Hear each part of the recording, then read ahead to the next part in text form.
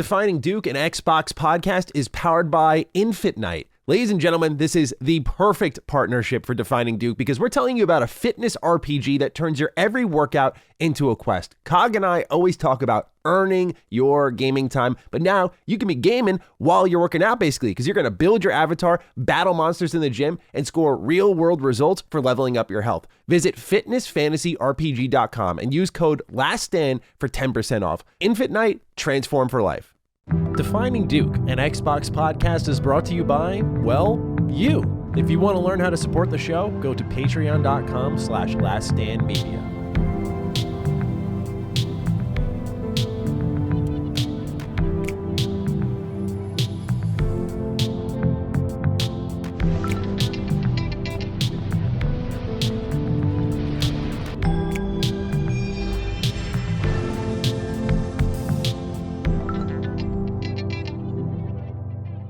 Salutations, everybody. It is Maddie here today. Welcome to episode 231 of Defining Duke, an Xbox podcast. Hope you're all doing absolutely wonderful. It is going to be a most enjoyable episode this week. Today, I'm joined by the man posted up in Cali on the ground floor for Summer Games Fest, Lord Cognito.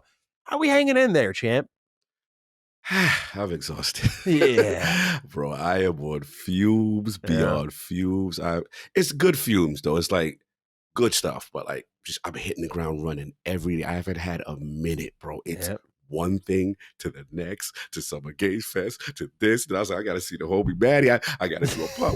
It does not. I haven't done Iron Lord responsibilities right now. I got stuff to do with King. I got stuff to do with Addict. But it's good busy. This is the type of busy, like me and King talked about this coming into this trip, and it's like we kind of, like somewhat you visualize, like we think this is gonna be a big thing for us, right? Mm-hmm. And then obviously with LSM, bro, the fam is out here. I saw. Bro, so it was so synergetic. Like obviously the Lords are here, that I see Dustin, that I see, Brad, Crit, Ray Gun pulls up. I saw. So we got LSM represented. It is just so dope that all the communities are here and and you're missed, bro. You're missed. There's no question. Yeah, dude. Anyone who watched last week's Constellation saw me peaking with how sick I was, bro. I was hurting on that show so bad. Locke texted me afterwards to check on me. He's like, bro, are you okay? I was like, I had the worst headache imaginable. I think I never took a test. I should have. I'm pretty sure I had COVID though, bro. I was down horrendous for like over a week. And I mean, phlegm constantly, sneezing constantly, blowing my nose every 2 seconds, massive headaches. My head was killing me. I was like, bro, as I talked about on Constellation, I was like, I was starting to invest money in the game where I was like, I think this might be a low year for me anyway. But then I got that sick. I was like, bro, I wouldn't have had a choice. I made a choice, I guess, before I was forced into that choice. But man, dude, I mean, this is like the first day. I'm happy today was the day that I felt better, but this is the first day I actually felt like, okay, I'm there. Like I'm all right. And the reason I think it took me so long to recover is, bro, I've been just like you. I've been going. Like there's been so many showcases, so many videos, so much to prepare. It's been a lot. It's been a lot these last few days, but I'm sad I didn't get to make it out there because there's a lot of stuff that got shown off these last few days that I knew was going to be there because I set the appointments up and I'm like, man, I want to play that so bad. So yeah, there's a few ones that you'll fill us in on. In fact, I think the first game you'll be able to give us a little scoop on, and I'm very excited to talk to you about that. But let's start off with some impressions, Cog. Just general impressions on the show.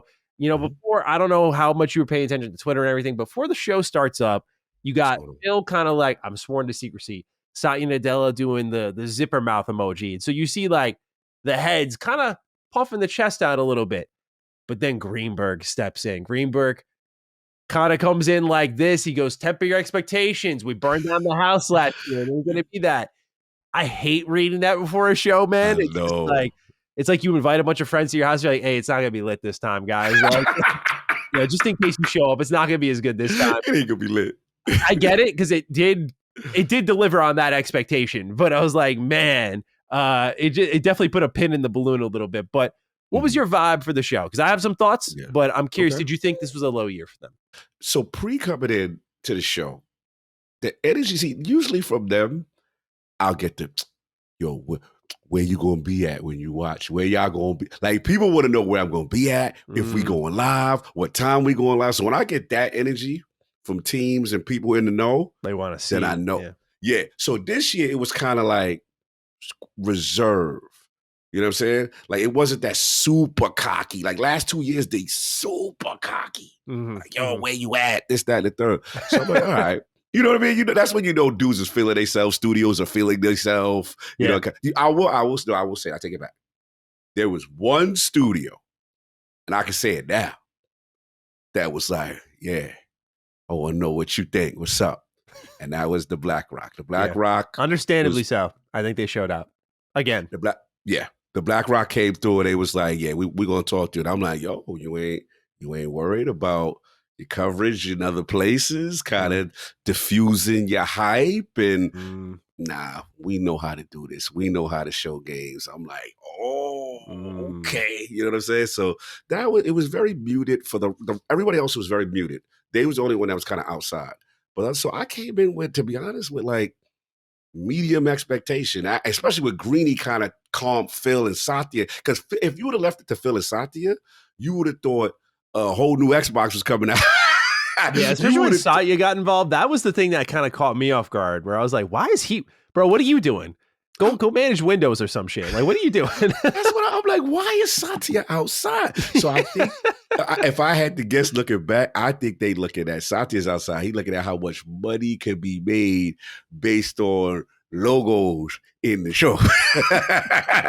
That's because it don't make no sense for him to be outside like that. I was really surprised by that part. But what was the energy for you and stuff like that? Yeah, going in, it was kind of like I felt like it was a show that could deliver on my very specific taste. I'm interested in handhelds. I'm interested in the Outer Worlds. Like you mentioned, though, Outer Worlds, I was like, I feel like I know everything I need to know about it. I'll talk about that extensively as well from my end of things. A couple of things for the show leaked that would have been exciting, but the conversation kind of changed based on the trailers that were there, like Persona 4. Bro, we will get to that. I need your thoughts. But, you know, the real conversation that me, you, Rand had, and then Rand and I kept bouncing back and forth after the show is like, what's going to end this thing? Yes. And I would love to know the live room reaction to the Just One More Thing being the annualized shooter franchise, you know. But hey, like, I was going in hoping that it was going to deliver on some things, you know, that were really focused on my taste. And there were a couple that were laser focused. I really think the first half of the show was really strong. You know, Outer Worlds 2, a little surprise with High on Life 2. I was like, okay, get a release date for Ninja Gaiden 4 right in that pocket I was expecting. Clockwork looks amazing. Chronos looks amazing. Grounded 2 is real. It's like, okay, like, this is a good show so far. If this is their low year, this is really good. Then we get to the second half, and I was like, oh. So kind of where they settled, I was like, you know what? Given the last 2 years, and especially the last 2 developer directs, I'm like, man, they've been the champs. And, you know, as a Mets fan, you'll know, like, when your players get hot, you're kind of wondering when they come back down to earth, it's like, where do you land? And that's what I said in my video. I'm like, where did they land? And I'm like, if Xbox lands in this kind of 6 or 7 out of 10 pocket for their kind of off year, I'm like, that's still better than, like, bro, I've seen some bad showcases these years. And I don't think this was awful, but there was definitely some time fillers. I'll identify. No, for sure. There was some time fillers. There was some yapping on stage that I didn't. That was like a little running in circles. So, not my favorite show of the last few years, but definitely, you know, I think this felt like the reload the chamber year. It kind of felt like they're giving us what they can. It kind of helps that Developer Direct was sick at the top of the year, and that they have been delivering on games all throughout. So it's not like they're kind of just compensating for an empty year. It's just that, like, a lot of the stuff that I think we wanted to see, E-Day, Fable, Forza, Halo. Phil literally came out and pretty much said, that's all next year, so we'll see you then. And I was like, again, that was a little bit of the compensation energy. I was like, okay, I don't know if you do that if you got a powerful show, but I respect the self-awareness, and no doubt I think next year is going to be sick, but it doesn't feel like that Xbox coping, like, next year's going to be great, bro. Like, no, like, we're having a great year right now. Last year was pretty good. Like, we're having great years consecutively now. So it feels like, all right, like, I got a lot of toys to play with, and I'll catch you next year for a better show, hopefully. But and one last thing is, I think you said earlier too. I think you nailed it. Your assessment is I think we're aligned. We haven't spoke really since this. No, we haven't. And, You've been busy. I've been busy, bro. This is, ladies and gentlemen, this is us linking for the first time. For the first time. We don't go this long without speaking for a while. So the thing was interesting is you said it earlier best, is the fact that I feel like selfishly for the type of games that we and you like, we get to eat on certain things. You know what I'm saying? Whereas the people who want burger, shake, and fries or blockbuster type energy all the time, they may have been in a different pocket with this. But we're going to get into it. I want to get your thoughts on one thing that's not Xbox related, though, Cog. Sure. That State of Play was pretty fire. Yes. Did you happen to see the game that ended that show in the Marvel Rival Souls Arc system? Bro, I thought of you right away. I want to just get a couple of 2 cents from you here. Me and King are like lockstep. Like right now, the whole Xbox community mad at King. Really? I'll put his business out there. But no, the thing that real is because you gotta understand, we are PlayStation 1, Yoshida. We're enthusiasts, and PlayStation has such a Japanese identity, and fighting games was part of it. So when I see an Arc Systems fighting game with Marvel, but not just, okay, we're going to take the cash grab. You see the Japanese sensibility. Even if you look at the design of the Iron Man and stuff like that, and I'm like, see? And the fact that it's, exclusive, they got Evo, that whole show, there was so many callbacks, Lumines, so much Ape Escape. And if you're a PlayStation purist that has been there, I can't wait to speak to Colin. Because this is the PlayStation I know, right? The little weirdness, Japanese sensibilities, exclusive. And what I think that's what's happened is a civil war going on, if I had to guess, between the PS4 PlayStation fan. So is, bro. Yeah. Right? Who's like, Last of Us, bro, God of War, bro. $250 million action adventure, third-person over-the-shoulder games, bro. As Gene Park says, high-resolution horse balls. And, you know what I'm saying? Like, that's all they, crevice crawling between the load screen. I get it. I love that. But that's not what is only defined as a good game. And you got to try other genres. And see, Sony's history is really these things that they showed in that State of Play. So for us, we like, yo, Hiroki Totoki, back to the basics, baby. We feeling this. But everybody else is like, it's trash. And I'm like, I saw like the Jeff Keighley poll. He's like, what are you guys thinking? Most of the ratings were D. I was thinking to myself, well, in what world is that a D? I felt so taken care of after that show. It was unbelievable. So 100%. I just wanted to get your 2 cents on that, because I thought of you with that game, and that was like that reminded me of what Xbox did with Ninja Gaiden 4. I was like, bro, this combination, just making that happen. 2 of those types of announcements in the same year is special. So I'm happy like both sides are making magic happen. I thought that was cool. Absolutely.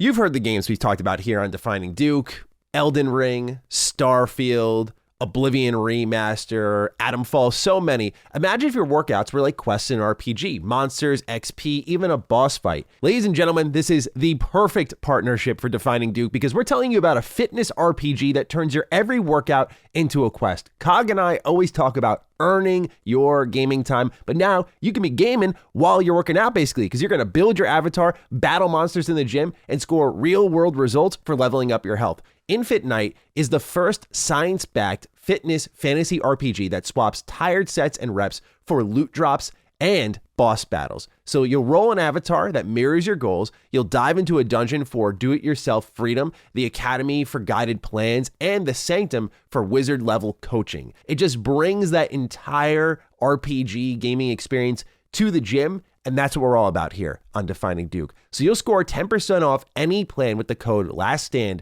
at fitnessfantasyrpg.com. Play Infant Night, become the hero of your own fitness story. All right, Cog. Well, let's get into the games. We got about 30 plus to get into. Let's open up with the Outer Worlds 2. I'm going in, for those who don't know, in the trailer order of the show. So the first trailer was for the Outer Worlds 2, and no doubt we have the most to discuss here. We have a release date of October 29th. We have the full 30 plus minute developer direct. This is also, I don't know if you caught the word on the street, $80 game. I did see that. There is a premium edition that is $100, 5 days early access. So Obsidian really feeling themselves, it seems. But this is the second $80 game. And on just that note, because I know this is like what's on people's minds first and foremost, we'll talk mostly about the game, but for me, it really is one of those spots where if this is an Xbox decision, I feel like they should have let COD take this fall. I feel like you put Outer Worlds at 70. I don't know if you do this to your sequel when $80 is too touch and go right now. And I feel like it sets it up in a really bad spot because what they showed as someone who was like coming off Avowed, wasn't thrilled about Avowed, and then thought maybe this game was about to be overexposed. I walked away going, bro, the things they're talking about, the radio, the third person. I'm like, this is fucking beautiful, bro. I'm like, this is everything I wanted, man. And then the $80 conversation pops in. I'm like, yeah, for me, like, I can't argue that. It brings the hype down because that situation just introduces so many different economic dynamics for people. It's like, for some people, yeah, I'm into this style game. This looks amazing. I'm going to put my money there. For most people, it's like, I'm just going to wait now. And that's what most of my comment section was about with this game. They're like, this looks great. Really? I'm going to wait though. And I get it. It was, Game Pass makes it less tough pill to swallow. Right. But that was like a little bit of a bummer in the middle of like what I thought was like a great, like, oh, they did have a lot to show. They did have a lot to say, and they answered questions I didn't know I had, and they showed new things I didn't expect. So obviously, I mean, sir, you went hands-on with this. I'll be curious to get your thoughts, but let's just start off from the outside. $80. How are we feeling? Xbox, they gave us the warning shot. They said games are $80, select games. This is one of them. So how are we feeling? Well, look, I'm glad you said that because, again, I'm giving you the in the building feel. And at that point, I did not know the price point. Right. So I'm seeing the price point now, right? After the fact that you're kind of telling me. So, yeah, that kind of does deflate a little bit, only from the simple fact that, anybody who's on the fence may try to use that. Not going to say use it as an excuse, but may use that as, hey, I don't know if I'm willing to give you 80, right?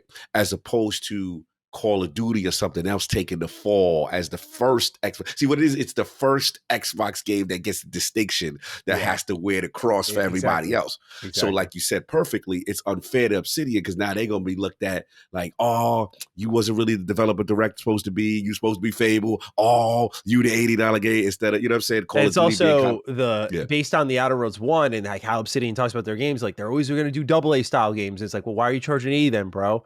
Like, there's a lot of things they've said that kind of get betrayed now because of the $80 price tag. And obviously, I do think Avowed does do a little more damage to this than we realize because there is that sort of feel of like, you ain't it anymore, bro, kind of energy to them right now. And again, I think I understand that energy if it was consecutive, but like, dude, one off game and this is what we get. I mean, it is a cold industry out there, but nonetheless, I get where people are at with the sticker shock. I was a little surprised when I saw 80. I was like, because to me, it's just, I've been playing.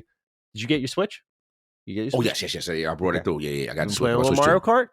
Oh, yeah. So I feel like after playing that, I'm like, okay, if you're going to be 80, you got to be like top of whatever genre you're tackling. Like, okay, you're going to be the kart racer? Yeah. And $80 what you're going to charge for it, you better be like the best kart racer. You better be the guy. Right. So like, if we're going to start introducing $80 for your RPG, you better be the Fallout substitute. Like, that's what I'm looking for. And when I saw the radio, I was like, okay. Listen. I was like, okay, you've come to play. I can't say too much. I just can say that I've gone hands-on with it. And I just think they're going to surprise a lot of people. They're going to surprise a lot of people. When I'm ready to talk, probably by next Duke, I'll be ready to talk. You know what I'm saying? More actually, definitely, I think by next Duke, I'll be ready to really give Matty the bars he needs. You know what I'm saying? Yes. But I will just say, like they're talking for a reason, and that's going to be the theme with the Black Rock. Man, I could just, for what you saw at the direct. And after, I'm just telling you, man, like, wow. I didn't think, I'll put it this way. One of the things that they've already talked about already that I can talk about is the fact that, like, the gunplay, choice and consequence, stuff like that, it is more than I thought. And I go, oh, you leveled up. And like I said, we will get into specifics at a later date. Okay. But yes, absolutely. We wait anxiously for that, me especially. Yes. So let's talk about what we do know then, right? Yes. Like, let's talk about the 30-minute developer direct. We'll save the Grounded 2 portion for when we get to that here in the list. But we saw a lot of the Outer Worlds too. We saw a third-person camera, like I mentioned, the radio. We saw really improved shooting, great level design. That whole bridge segment they showed where they're like, yeah, here's you going guns blazing. They show that. It's like a whole quest. Here's you sneaking in. Here's you going through with this special gadget you get that allows you to like take status ailments. Like they showed you selling out your companion. I was like, dude, again, this is not me trying to turn it into dogging on Avowed, but when Avowed started to say we're upping our gameplay and we're upping our level design and we're taking these worlds and letting you navigate them your way, I was like, okay, cool. But it felt like the compensation was needed on like the writing and the storytelling front. Now, part of that could have been because it was like a messy project, but that was the feel you kind of had with it, right? Now with this, it feels like both are being pushed in good directions. Like I saw as much skill checking and talking and character specking as I did shooting and crawling and figuring things out just dynamically through the moment to moment gameplay. That's what had me just the most excited. I went, yes, like I thought the Outer Worlds 1 was a good enough first person shooter. I like that Obsidian didn't settle for that. I like that they showed way more agile gunplay than I ever expected.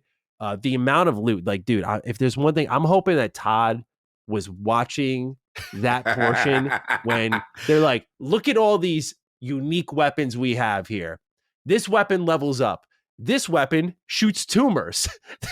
This weapon shrinks people and you step on them. I'm like, Todd, bro, Elder Scrolls 6, use whatever fantasy magic y'all got. Start imbuing these weapons with unique properties. Bro, they had science armor now. I was like, yes.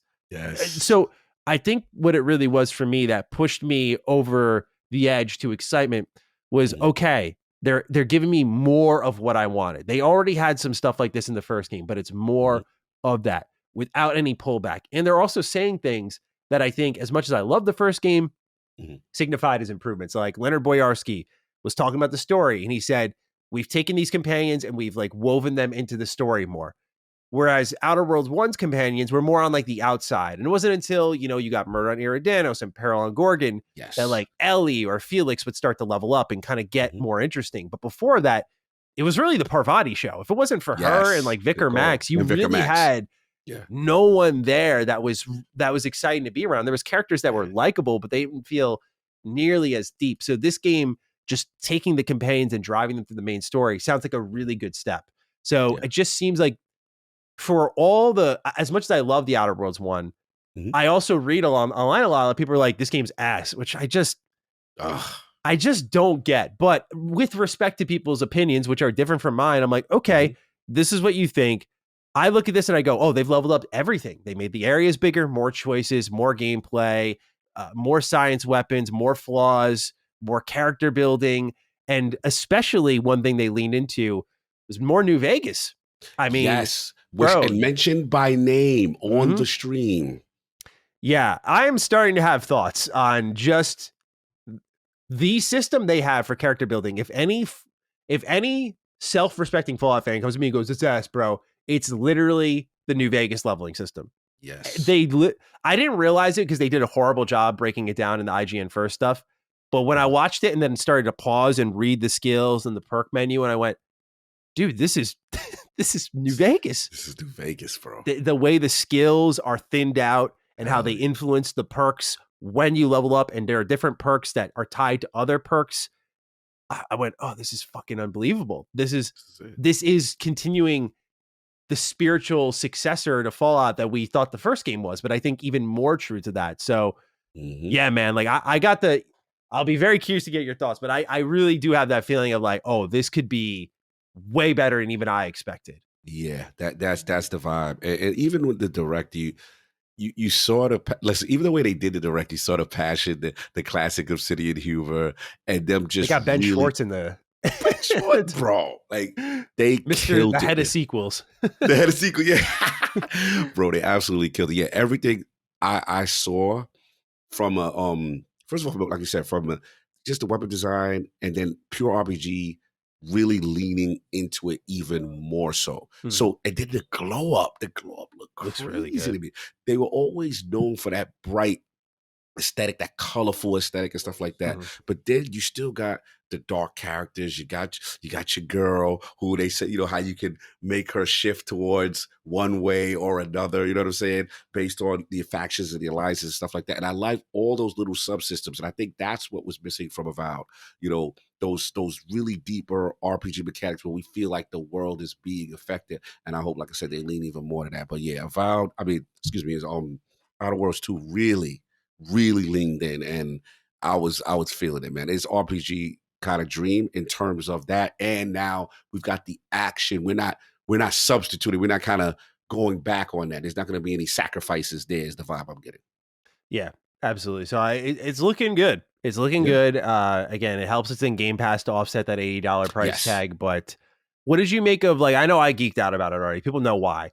But what did you think when you heard like the radio and they were just showing the music playing? It was that 50 style music and 50 style, bro. You give me the fall off, but it's like he's taking me to Three Dog and all that stuff. But now per faction, per what you're doing, and then they got the nuances. There's more nuance to this. Trust me, like it's deeper than what y'all think. That's all I'm gonna say on that too. Like, bro, you're killing me. I know. I'm sorry. I'm sorry, okay. Dukes. You know what I'm saying? You know I want to give you. Man. I gotta be respectful. But I'm telling y'all right now, it's every time I came in there thinking I knew something, it was deeper than what the hell I thought it was, and I was like, damn, y'all doing that. So trust me. Like I said, I'm not gonna kill if people on another platform want to say, bro, I don't think that's 80. Cool. If you're on Xbox, got Game Pass, right? But I think they're on a mission to let people know we are a contender. That's the vibe I'm getting from them. It's a different energy that I'm seeing from Obsidian right now. They have arrived kind of energy. And now they gotta land the plane. They gotta put it all together. We gotta get a good ending. We gotta get all it.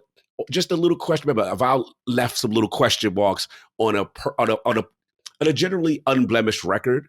So now we just looking at them like, all right, we got to see. Me and you know what they're capable, but they just got to give us a recent one so everybody can shut the hell up and be calm again. But they got to do it. I agree. Yeah, but the systems in this game, man, I'm like, I feel we're in for a treat. I was, like I said, looking through the breakdown, pausing the video every frame, just reading the perk details. Like they have a commando one, which just gives you like an extra weapon slot. But then they talked about the serial killer perk, and you eat someone's heart and you gain 5+ health. And then to get that, I was looking at, well, how do you unlock that? And in the menu, it shows you need the psychopath perk. And I'm like, okay, so as you're playing the game and kind of leaning into a play style, you're going to unlock these other steps. So I think just really what the difference was here for me as well was not telling, but showing, right? Yes. Obsidian, one of the best things they did with this direct, in my opinion, was just kind of by getting Ben Schwartz, they kind of stripped a lot of their corporate speak they've been engaging in a lot of, just like that. We believe in player choice and it's your world and your way. And I get it. And all these team slogans and whatnot, let's keep it unified and cohesive, but they started to lack the human element that made them funny. And this brought back that life to them. Like this was Obsidian proper. So it's funny because I played their games my whole life, but this felt like a little wake up call to me too. And I was just to be excited and feel right about it, even in the face of $80, I was like, you gotta be doing something right. You know, it speaks to all my tastes. So there's part of that, but you know, a lot of the complaints from the first Outer Worlds just seem to be directly tackled here. The third person was a major one. That is like, I remember that being one of the first questions pre-launch when it came out and they were doing expansions. People were asking, what are you going to do? Are you going to post-launch? Are you going to add it in? And they just never did. And it sucked because the armor in the Outer Worlds 1 looked good. And so you didn't really get to fully appreciate it. But now you see the sliding and dashing and air dashing, and bro, they added double jumping, and it just double jump. I know these are little things, like I'm not going to hype them up too much for a double jump, but these little things, like you see him flying in third person, and it's like power armor where he's kind of flying around, unleashing the minigun.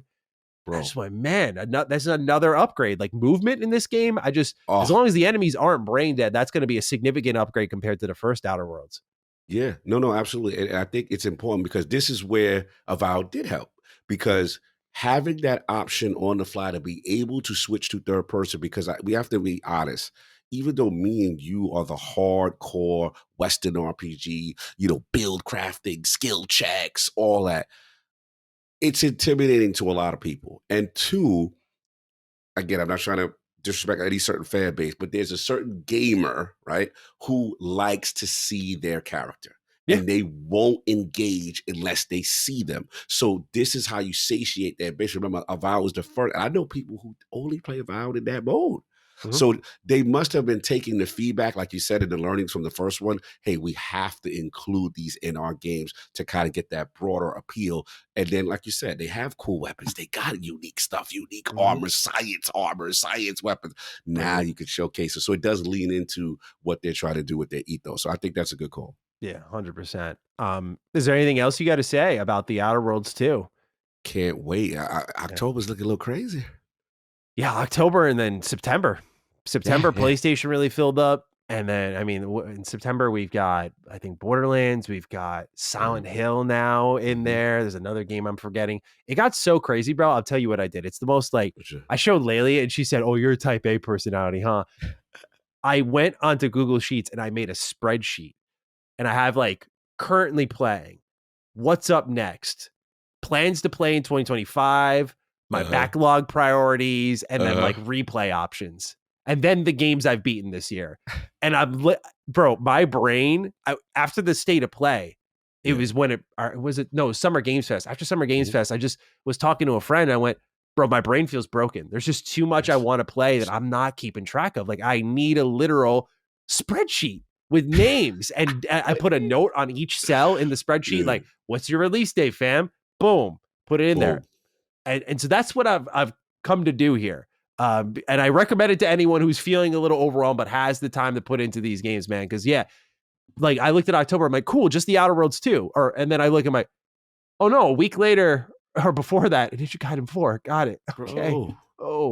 It's crazy. It's crazy right now. It is. But any other thoughts on the Outer Worlds 2? Oh man, I'm ready. I told you, let's go. Me too. All right, sweet. Well, next up, little surprise here. I didn't expect this to be announced, but High on Life 2. It's coming this winter. And they showed bow and arrow. They showed what seems to be a skateboard of some kind.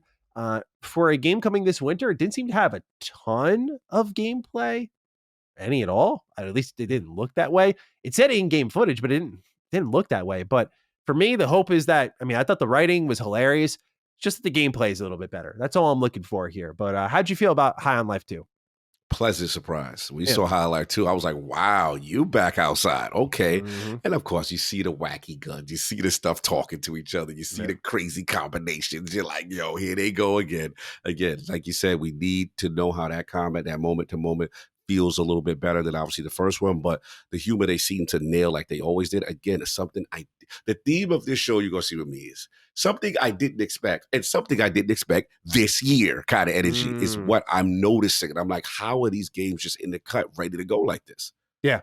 This one came around pretty quick, but when you think of how well the first one did, they did an expansion for the first one too, right? And so they're really firing on all cylinders to have a sequel ready, but I want to see more gameplay. But if it looks like they're focusing on movement and shooting and different weapons, and that seemed to be the first main critique of the first game. So it seems to be answering my concerns with it. So I'm excited about that. Again, I thought the first one was hilarious. I did have a really good time just playing through it. But this was, like you said, pleasant surprise. I did not expect to see High on Life 2 so quickly, frankly. And remember, ladies and gentlemen, before Game Pass really started to have that laser focus of getting the next big games, as they've done for many years now, this was the first one. This was the biggest game in Game Pass for a long while. It really wasn't until I think Power World, or really Starfield then Power World, that they really started to pop off. And then they got Expedition this year. So they've done a really good job picking out the big ones here. But interestingly, I did not see a Game Pass tag for this one. Ooh, I'll double check real quick, but because they changed their whole branding at the end of trailers. So there's some games that I have written down as that is Game Pass, but there's others that I was like, is that Game Pass or not? But this is awesome announcement. They defined it on Steam as an intergalactic conspiracy threatens the fate of humanity. Team up with a wide cast of talking alien guns as you shoot, stab, and skate your way through exotic locales to take down the bad guys and save your favorite species, the humans. So yeah, they're skateboarding. It says kickflip alien cops in the face and grind your way to freedom on your brand new skateboard. It's an all-star comedy cast. Skateboard look wild. Did he have like a tortoise shooting fire? Yo, this really look wild, crazy. Yeah. I'm rewatching it in real time while you doing it. This looks crazy. It looks so much better now. I gotta check. Bro, this actually looks. Oh, hey, you know what? Hey, great news. I did miss it. This is on Game Pass. Game Pass. Oh, yeah, you got that bag. Yeah, this is the Game Pass bag. Indeed. I apologize. All good. Yeah, dude. Like, really cool announcement. So yeah, I'm feeling it. Pleasant surprise there. Next up, Cog. I hate that this leaked, by the way. This leaked literally the night before, and I was so upset because I went, man, this would have been a great surprise. Resonance of Plague Tale Legacy. So Plague Tale has earned itself a prequel series. And for those who may or may not remember, as much as I love Elden Ring, A Plague Tale Requiem did edge out Elden Ring as my game of the year. I think Asobo is still criminally underrated and underdiscussed, and A Plague Tale Requiem is a must-play experience. That was like, again, when I started to realize, Game Pass is getting my game of the year picks. That's incredible. So I was loving that for that reason, but also just A Plague Tale Requiem. How do I describe it, man? That story is intense, like just heart-throbbing, heart-pounding, intense, but also the stealth gameplay and how they utilize the rats. You don't learn too much about how the plague itself comes around, the rat plague. And so this game intends to explain some of that, but it's like a new setting and a new protagonist and very unexpected direction after the end of Requiem. I won't spoil it, of course, but I had ideas of where they go, and maybe they still will go there. But there's did you beat Requiem? I did not. Okay. There's a post-credit scene, and this is not where many of us expected to see when we expected to see Plague Tale go. So I'm curious what that is. But for now, we get something that I think is more true to the core of Plague Tale. And again, very excited to learn more about this. But what did you make of Resonance of Plague Tale Legacy? I ain't gonna front. For whatever stupid reason, I got a lot of Roman vibes from it at first. Yeah, I think it's so I was thinking this was some sequel to Rise of the Rome. I didn't know what was going on. So I'm like, oh, they doing it. And I was like, Residence, oh, this is Plague Tale? I'm like, where did the timeline is this? So I'm like, oh, it's got to be some type of prequel and stuff like that. So yeah, they said 2026, right? We're looking at 2026. 2026 is when it's coming. It's also day one in Game Pass. So yes. Another good get there. Plague Tale continues to find its way into Game Pass, so y'all got to check it out. Yes, we do. No, but I liked what I saw, but I still just need to see a little bit more moment-to-moment gameplay. But for its debut trailer, I thought it looked good. This is, they say, embark on an original story, a 15-year prequel in the award-winning games of Plague Tale as Sophia journey to the Minotaur Island, outsmart deadly foes, unravel ancient secrets, and confront a mythical creature at the heart of a devastating curse. And I didn't see a rat physics though.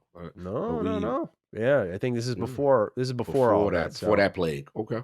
Yeah, they say we wanted to expand and explore the world of A Plague Tale with a character, Sophia, that is very close to our heart, but with much more action-oriented experience. So for those who have never played Plague Tale or tried it out and didn't like it, Plague Tale was a stealth series where you stand in the light to avoid your enemies because that means the rats aren't near you. They say this fresh approach comes with intuitive and rewarding combat, as well as a brand new manifestation of the macula, the ancient evil. Resonance embraces themes, places, and eras that we have never explored before. Taking on this challenge was only possible with Focus Entertainment, who knows our world inside and out, with whom we share common trust and ambition. So, yeah, it's going to be very different from your traditional Plague Tale game, but very, very excited to learn more. It's a shift between Middle Age periods of the Middle Ages period of Sophia and ancient Minoan times. So, yeah, this is going to be a funky one. This is going to be different. Dope. Yeah, let's check it out. I'm excited to see where they go with it. All right. Well, here's the big one. Way earlier in the show than I expected, by the way. I did not expect an announcement for to be the ROG Xbox Ally X, or as they're just calling it, the Xbox Ally. So, Cog, as the ROG Ally King, how are we feeling? And I will just say that this kind of speak on stage, given all the leaks and the conversations and everything, the way Xbox is talking about like it's their actual official handheld was interesting. There was no mention of ASUS at all, outside of like you just see the name brand at one point in the trailer, but otherwise they call it the Xbox Ally the whole show. Like this is their thing, is how they're framing it. So what do you make of this Xbox Ally X coming out holiday 2025? Yeah. I will double check, but I don't think we have pricing details or anything yet. Not yet. Look, this was when we did our prediction show with Rand. He kind of gave me crap. Like I was like, they got to talk about it. They got to show it. And this is with me with no prior knowledge. I felt they would show it, right? Now coming into the showcase, remember we were told even though they never formally announced an official Xbox handheld, we were told through the leaks and stuff that hey, internally that's been shut down. However, Project Kennen, which is this, is still in effect. All right, cool. So in my mind, I'm like, they got to show it. You know what I'm saying? Now, Rand and was like, I don't think they're gonna physically do it. So I was cool to be justified on this one. Saying that they did bring it up. Now I will say, I'll give you one little negative. It's not a negative, but by doing this, and this will be a theme. I won't say a theme, but something I noticed with this particular showcase is that they were. Me and Attic has this expression when Xbox do it or any showcase do it, but you see the executives a little bit too much, and I call it "Hey guys" when like the show stops from moment to moment trailer, and then you see people talking. So I'm like, okay, that's what I realized.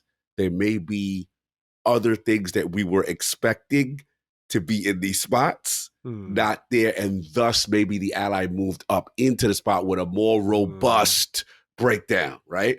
Because generally this is more of a, I'm just saying, an Xbox Wire post, but very brief, in and out. You may see a graphic, they spin it around, you get the hard metal music and robust and curvature, and you get a stat, and then it's off the screen and it's back to the games.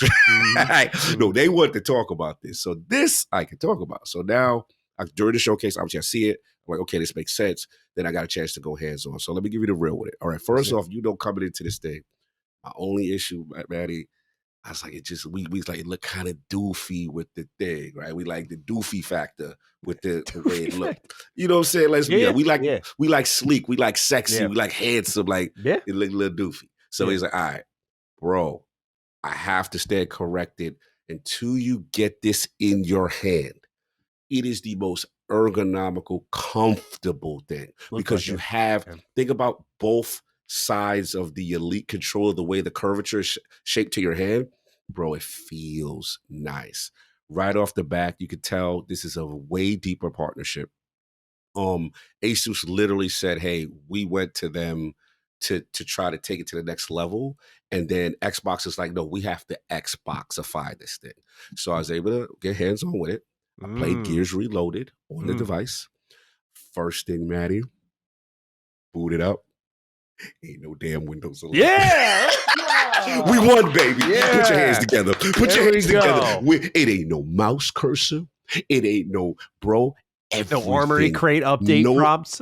Bro, I'm gonna tell you how they did it fly too. Like when you boot the joint up, right? It goes straight to the everything is controlled with the controller. Everything, even the windows when you want to put your pin, you could use the directional pad in the buttons. No little mouse, no nonsense. Perfect. Then you get in there, the Xbox Live button, the Nexus button, you can press it. It brings up the game bar in a very compact, way more refined way. Also, the default UI is games. There's nothing but the games that you have, what you own, the storefronts. Now, I still got questions of, because what I like the theme is they don't want you to go outside of this core thing. Like this core UI. That's what Steam Deck does, right? Like you can go to desktop mode in the Steam Deck, but like you have the UI there so that you're never, unless you really choose to, interfacing with it. Now I didn't even see that, but it's like it's going to be some back end thing that you got to go find to get to the old school desktop mode. This is a gamified device. So I saw that. That was cool. If you hold down the Xbox Live button now, it's almost like it had gears held in like a multiple screen, and then you could switch to a window where you could go back to your your installed games, and including your Game Pass games, stuff like that. Bro, very impressive.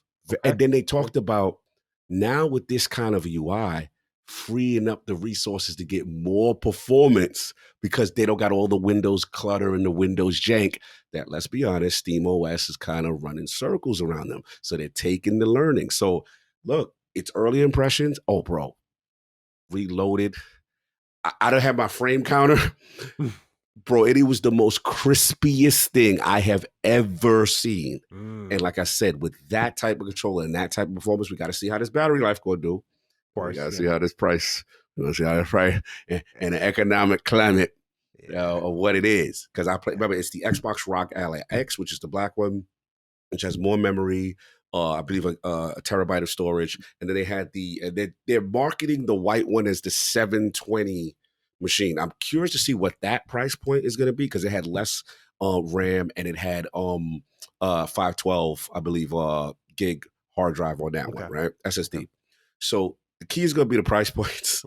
But I will say this. I talked with them extensively. I gave them the business about what I did not like, what gamers do not want to see.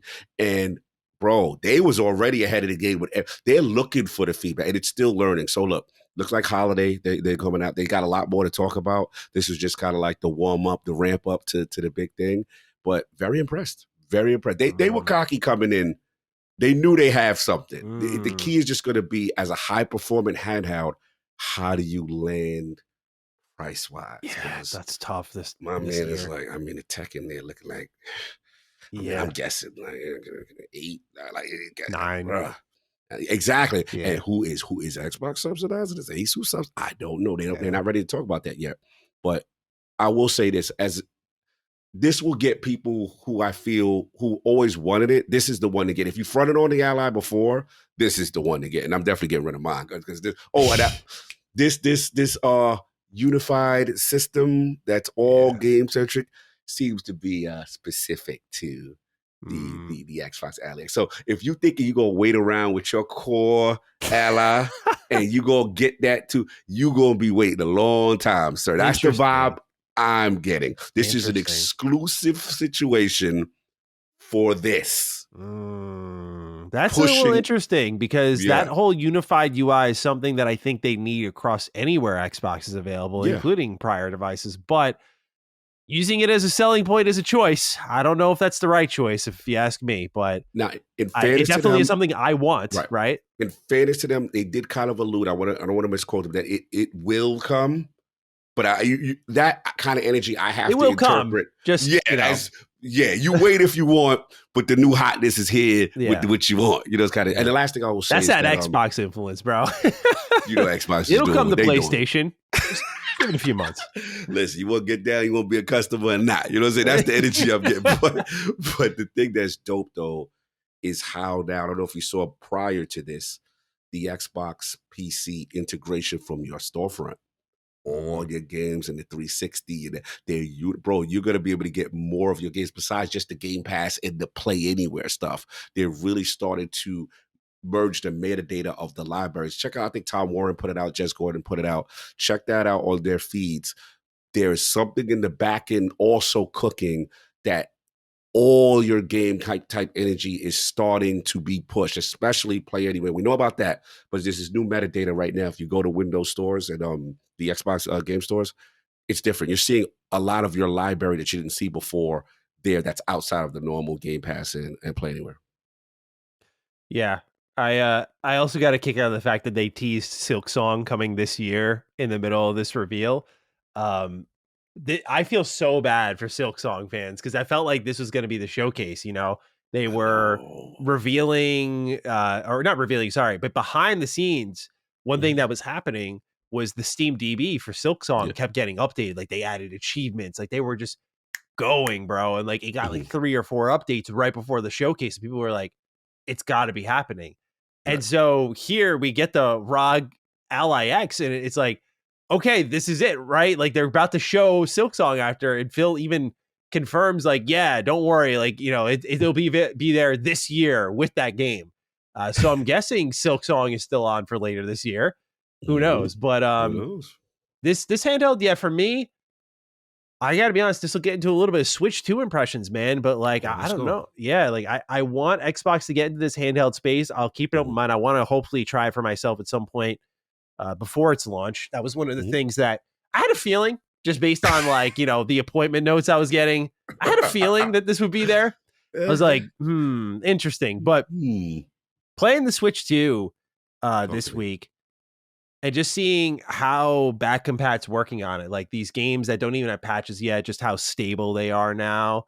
There are so many games in my back compat or backlog, sorry, that have just been revived. And I've been grinding my Switch, bro. And this is what I wanted out of the first Switch. Because the first Switch felt like immediately outdated, right? Like, let's be real. We were talking about Switch 1 being outdated when it hit the market because Breath of the Wild, people were looking at it and its frame rate and going, I don't know, man, how is this going to hold up? We're in year 1. And we saw what happened. It just got worse and worse. This game out the gate, though, it's handling everything. No problem.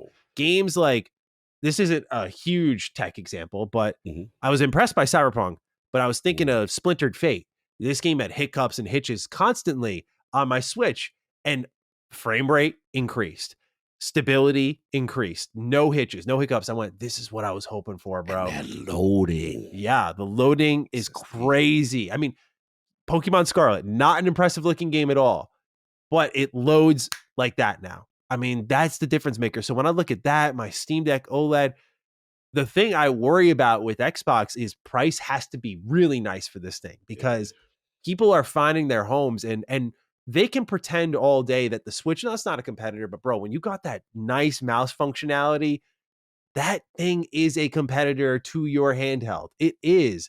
And millions of more people are going to have that than any other handheld. So when you're stepping in as Xbox, like you really got to show up. And I think price is going to be a huge part of that. But such a tough time because remember when ROG Ally hit the market, right? We were hyped about it because this was like the performant handheld, right? You had the Steam Deck, nice middle ground. It had its, you know, like sacrifices, but got the job done. But the ROG Ally shows up. Yeah, like the premium price tag is there, no doubt. But nothing ran better. Like no games ran better than on this thing. Oh, facts. Beautiful looking. 60 frames in your hands. Awesome stuff. 120 hertz screen. Yeah, just bro, it's unbelievable. Now we're doing that, but it's upgraded, better specs in today's market with tariffs and everyone jacking the prices up. I know I was very bullish with my initial predictions pre-tariffs. I am not as confident anymore. I feel like it's hard to imagine this thing landing anywhere below $850.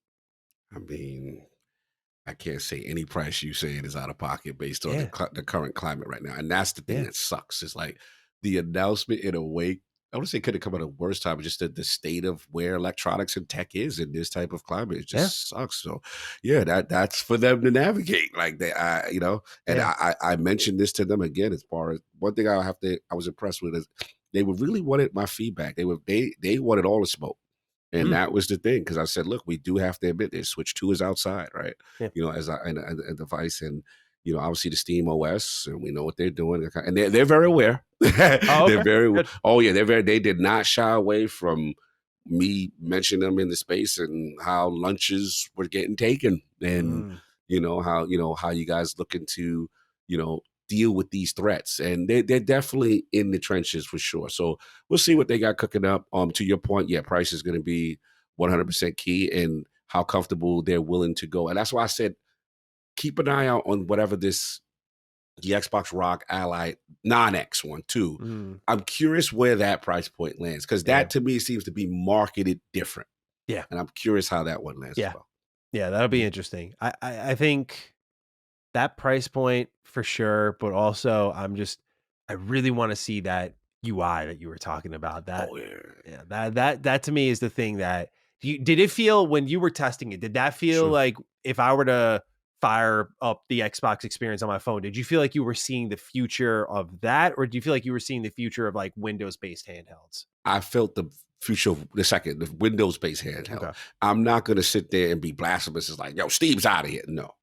This is the level. This is the intermediate level up that feels good. And I was surprised that, because again, I'm still expected to see, colors in a Windows 11 and that garbage that I don't want to see. So when I was like, wait a minute, where's it? Or just one button. That's it? Yeah. Let me test. Let me move the control. Let me see. Because you know how it is when you listen, all I got to do is give it to King, give it to people who, this is where they drop the Ally. It doesn't matter how good your game run. If you got the most powerful thing, if you are forced to deal with mouse and keyboard, gamers tap out. Yeah. So now with the Xbox influence and the Xbox, the Nexus button and the ease of it, and the beautiful thing too is they found a cool way to put Armory Crate as a game bar tab when you press that Xbox button. So the hardcore techies have their little tweaking, twerk, and what is it? All the stuff, the RSR and the FSR3 and all that stuff. You could do that if you want to go super hardcore with it. It's in a very streamlined. Put it. You know what it feels like? It feels like, remember how we kind of clowned them on compact mode? It feels like compact mode done right in a handheld form. Good. And it's perfect for handheld now. Good. Okay, cool. Did you feel, because I usually gauge battery life and heat in the same area. I'm like, if you're getting really hot, really quick, using a lot of power, that means you're using a lot of juice, and that power is going to die quickly. How did you feel about, I'm sure you were touching a device that a million other hands were on, but like, I imagine it was hooked up kind of like, because when we tested the Switch too, like it was, in fact, Nintendo had it chained to the table, which is fucking crazy. But that shit was like plugged in, hardwired. So how did you feel in the terms of heating and cooling? Like how was it? I could only speak to how they presented to us. They put these bad boys in our hands, handheld mode free. Go at it. And he was handling Reloaded like it was no problem. Good. It was so crispy on that screen and the frames, bro. Like, again, kind of OG Xbox vibes, like letting Gears be the showpiece. I just thought of that. Just give you Gears and go, and it looks spectacular. Cool. Like, I was blown away how good. Like, Gears Reloaded was looking like Gears 5, but with a glow up, like with Part 1 energy. So yeah, I was very impressed. Did the device get hot at all while you were playing? Okay, cool. It was handling, bro. Like, cool, smooth. Nice. Had my grip. I didn't hear like the fans spinning up like they on that death cycle. Yeah. You know what I'm saying? Sure. Nah, he was like, "What's up? What we doing next?" Was it just Gears that was playable? Yeah, they had other stuff, but the only thing that I was able to get into, because our demo consisted of Gears Reloaded. First, like, it was all, they wanted to showcase that UI. They was all about, they were flexing. You know what I'm saying? And obviously the partnership, but yeah, Gears was the showpiece for them. Okay, got you. All right, well, I'm excited. Yeah, it's that price tag and that battery life. That's what it's going to come down to. Yep, that's what it's going to come down to. All right, well, let's move along here. Still a lot of show left to talk about. Blood of the Dawnwalker from Rebel Wolves shows up. For those who don't know, these are the former Witcher 3 developers. Like, even their game director is here directing this game. This is a vampire open world game, and it looks great, I feel. I was really excited by the wall running and the rooftop teleporting and the bloody combat, because I'm a huge Vampire fan, as I've talked about many times before. And Vampire was from Don't Nod, who was also at this showcase, and just manages to put out these occasionally really, really good RPGs. But I think the best they've done is Vampire. And so I'm always yearning for a vampire game. Again, rip Redfall. But here comes Blood of the Dawnwalker, and I think it looks great. It's again coming out 2026, so it did look like it needed a little bit more time. It was the first trailer to show a little bit of frame dips, but I thought the presentation and the open world looked really good, and so I was about what Blood of the Dawnwalker was doing. What'd you feel about this game? Yeah, vampire aesthetic. I like the tone. I'm with you. I did see a little framey here and there, but I go for the combat sections when he was fighting multiple people, and then I think they were getting really brutal, and obviously the vampire whole theme and aesthetic looked really cool. Yeah. I like the vibe of the game. The the most. So and it's very, very dark, like very dark. I like that part about it. So yeah. I had no problems with it. I thought it looked cool. Swordplay looks cool. We got some decapitations going on. I was with it. Yeah, absolutely. I'm just curious how they play with like the light and dark element of it, but no doubt this felt like a Witcher inspired game. Yes. No surprise there, but it was just the way even the combat was with the sword hanging down to the right side, and circling your opponents, and just like little sidestepping and back steps. I was like, oh yeah, this is the Witcher. Witcher energy. Next up, this was a pretty surprising announcement. Super Meat Boy 3D. Super Meat Boy getting a new game. It's coming out early 2026. And I feel like, was this the first Super Meat Boy? Was this like an Xbox Live arcade game or something? Like, was it big during that era? I feel like it's so. I gotta double check that. I gotta double check that. But this looked, I don't know, like it looked fun. Like I don't know if I would ever play it because I never really played much of the first one, but I have friends who were like obsessed with Super Meat Boy. But Super Meat Boy 3D looks like a good time. And I don't believe it is in Game Pass. It is not. So did you have any thoughts on this very bloody 3D platformer? It is Game Pass. Oh, it's Game Pass. Yeah, it looked like everything. Almost everything is damn sure. almost. Yeah. But nah, bro. I remember this game, and I remember how hilariously violent it is, and then main character being a hilarious looking character is like a red, steaming hot, pissed off kind of looking character. It was funny. Obviously, these games are not for me, but I know people who love this game. So yeah, salute to them that it's coming back. We got the 3D early access 2026. There is a base for that. Yeah, this was actually a very prominent game on Xbox Live Arcade. Very prominent. Yeah, people love this game. Really awesome to see it come back. Mm-hmm. Next up, though, one that we'll both have more words for. Ninja Gaiden 4. We get a brand new trailer, bro. Anytime I saw that Koei Tecmo logo this last couple of days, bro, they show up with not only Ninja Gaiden 4, but a couple of days ago, I get Neo 3. Bro, like Koei Tecmo on something right now. But Ninja Gaiden 4 coming out October 21st, as I mentioned earlier in the show. So good luck, everyone, in October. It's going to be a very busy time for us all. But this is a must play to me. This is like a non-negotiable, I will be there day one playing this as soon as possible type of game, because Ninja Gaiden is just such a, like, the fact that it's back and in with the perfect set of developers working on it. Koei Tecmo has always been on it, but having on top of that Platinum, just a beautiful fit. I mean, the combos look crazy. The bosses look crazy. The gore and effects look crazy. This game's off the walls, which is what every Ninja Gaiden game is. So I'm excited to get my hands on this one, because I feel like the one thing I got to figure out is like, what's the challenge level going to be like? And Ninja Gaiden 4 just looks spectacular. It already looks spectacular at the developer direct. That was like the big surprise for many of us. We heard that name was getting rumbled around leading into the developer direct. But Ninja Gaiden 4 has a release date and it's looking awesome. Cog, your thoughts? Yeah, the Ninja baby. This is another one of them joints, boy. Yeah, it was good to see it. And then they would give me little cinematic vibes, like others, like little. Not that they were telling what the narrative is, but you were showing more of the narratives. Yeah, like elements of main characters and who you're gonna be talking to, what you're gonna be dealing with, kind of. Yeah, and then it's so good to see. Hayabusa, bro. When I see that, I get excited, man. So I just got to see how they land, the dual, protagonist kind of thing going on with the young upstart versus the OG, not versus the OG, but you know what I'm saying, like how they're going to work together at first, and that part is interesting to me. So yeah, listen, Ninja Gaiden stories. Let's be honest, what I'm saying, you're not here to dissect this intense narrative. You know what I'm saying? You here to F some stuff up and get busy, look fly doing it.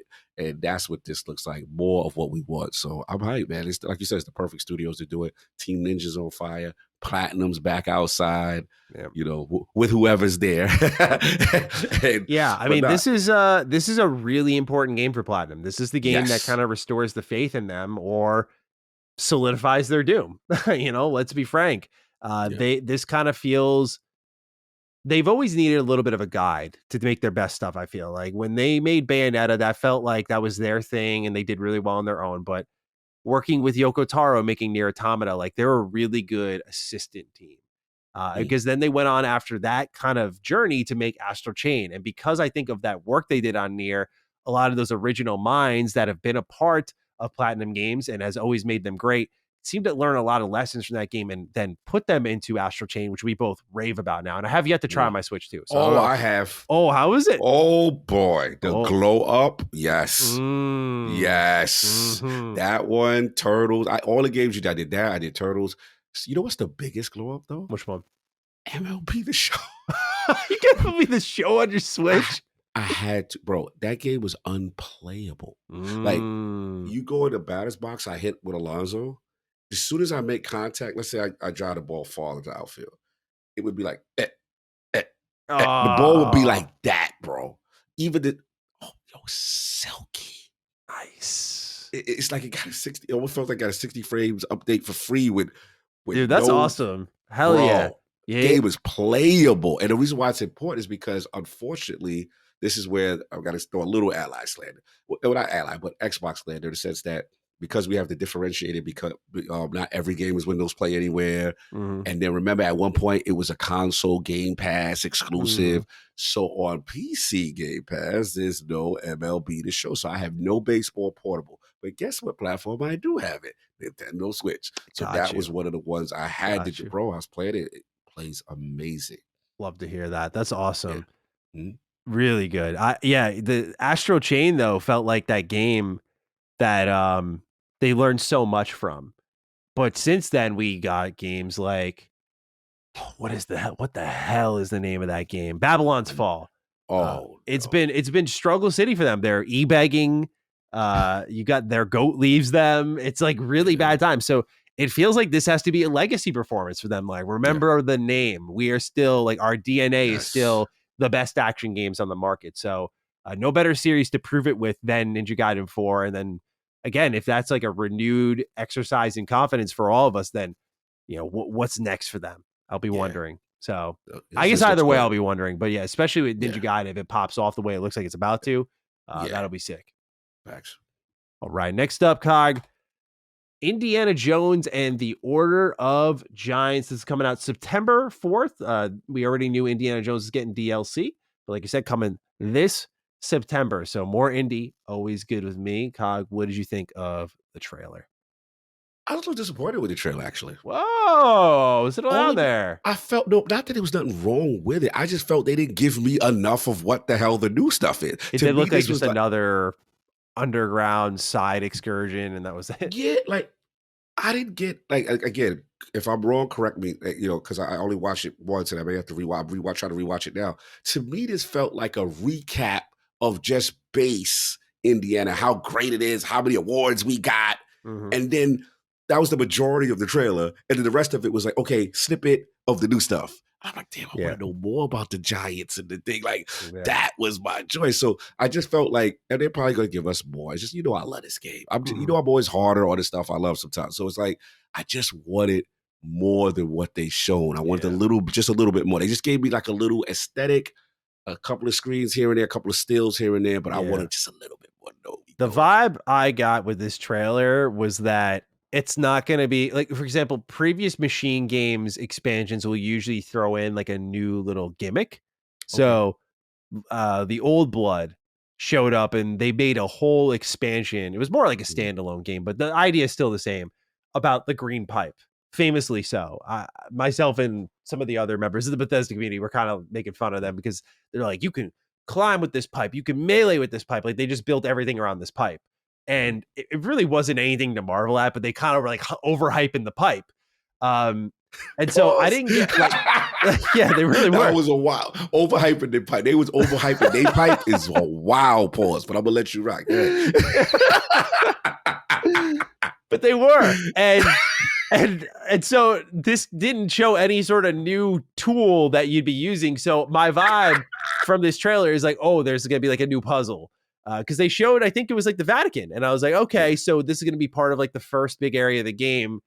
And kind of like how the second and third maps have these dungeons you go into, and it's like this half-hour mini story that has like cutscenes and everything, sometimes longer than that, up to like an hour of just like cutscenes and storytelling and adventure. This might just be like a 2 or 3 hour excursion, kind of like that, based in one of these maps. So I wonder if that's why they kept it kind of cagey. Like it might just be one of those DLCs that they're trying to kind of weave into. Like it's not gonna be standalone. It's gonna be more like woven into like the fabric of the game that already exists. So we'll see. But I was kind of, when I was watching the trailer, thinking to myself, man, it's gotta be hard to write stories for this game because you have to be so knowledgeable about like myths and legends and like geography, all these things to make an Indiana Jones plot, and especially one that's going to be, this long. Like it's right. No, good call out. They have to be within the narrative framework of Lucasfilms, and no, that's a good call. I didn't think about it. It's just I love this game so much, and everything they do, I like about it. Yeah. So that's why I just felt like it was 80% popping off of what you've already played, and I guess PlayStation people have now played, and how great it is and all the awards. Yeah. And then like 20% of what the new stuff is actually going to do. And I was like, damn, I just want more. There are some moments, now that you mentioned that, this is a good time to say there are some moments in this showcase of, hey guys, we still exist, remember us? Or hey, gamers not from Xbox, check this shit out, right? And like, that's the vibe I got with this one. And I'll point them out as we go along. There's one, but I'll just say Gears Reloaded. I was like, what the fuck are you doing here, bro? I'm like, you got a Twitter post, and that Twitter post is popping off. Like, we know what Gears 1 is, but when that showed up and they were really talking up, and it went on for over a minute, I went, oh, wow. Okay, so they really are not talking to me right now. They're not talking to me. Yeah. This is, you nailed it. There's certain games, new customer energy. Hey, new customer. Yeah. Now you like this, right? Yeah. Remember, like that, you absolutely, because those parts, I was like, this is not speaking to me. I already played this game. I did all the stuff. You pop it off with all these accolades and stuff I did like 6 months ago. Yeah. So you're 100% right. I didn't even think about it from that perspective. That is PlayStation and Switch users to get excited for that. Yeah, like now that they've ripped the Band-Aid, I mean, the thing that they, I think, tried to solidify with this show is it's not this kind of quiet, tucked away Xbox Anywhere over here on this Twitter ad. It's like, no, like we're Xbox Anywhere, everywhere. This is an Xbox, that's an Xbox. I think that was one thing they were trying to solidify. So my hope is that come the 2026 show, or even when they're talking in the developer direct, that it doesn't feel like, it feels like we're all together in one place. Like that you're not talking to like, I'm not even saying this is like Xbox diehard, but I don't like the feeling of like a trailer that's clearly not aimed at me. Like I get it, but I'm also not here to serve your business needs. Like, oh, you're not talking to me for this one? All right, I'll go take a piss real quick. That's how I used to feel during the WoW trailer that we know is only PC. And I'm just like, okay, this ain't for me. So, all right, let me go to the bathroom. Right. Yeah, exactly. Like that stuff I get if the game itself, like as the nature of the genre isn't for everyone, that. Like there's plenty on this list, right? But when it's like, this announcement is not for a full platform of users, I'm like, dude, that's kind of stretching it, don't you think? I get it. It's just again, business distribution energy. And business energy. Yeah, for that part. Yeah. But nonetheless, Indiana Jones getting into expansion. We'll point out as we go along. We got to come up with a term for it, but when the Xbox's gaze averted to the new hot chick on the block, they're like, oh, hey, you want to hear what I got over here?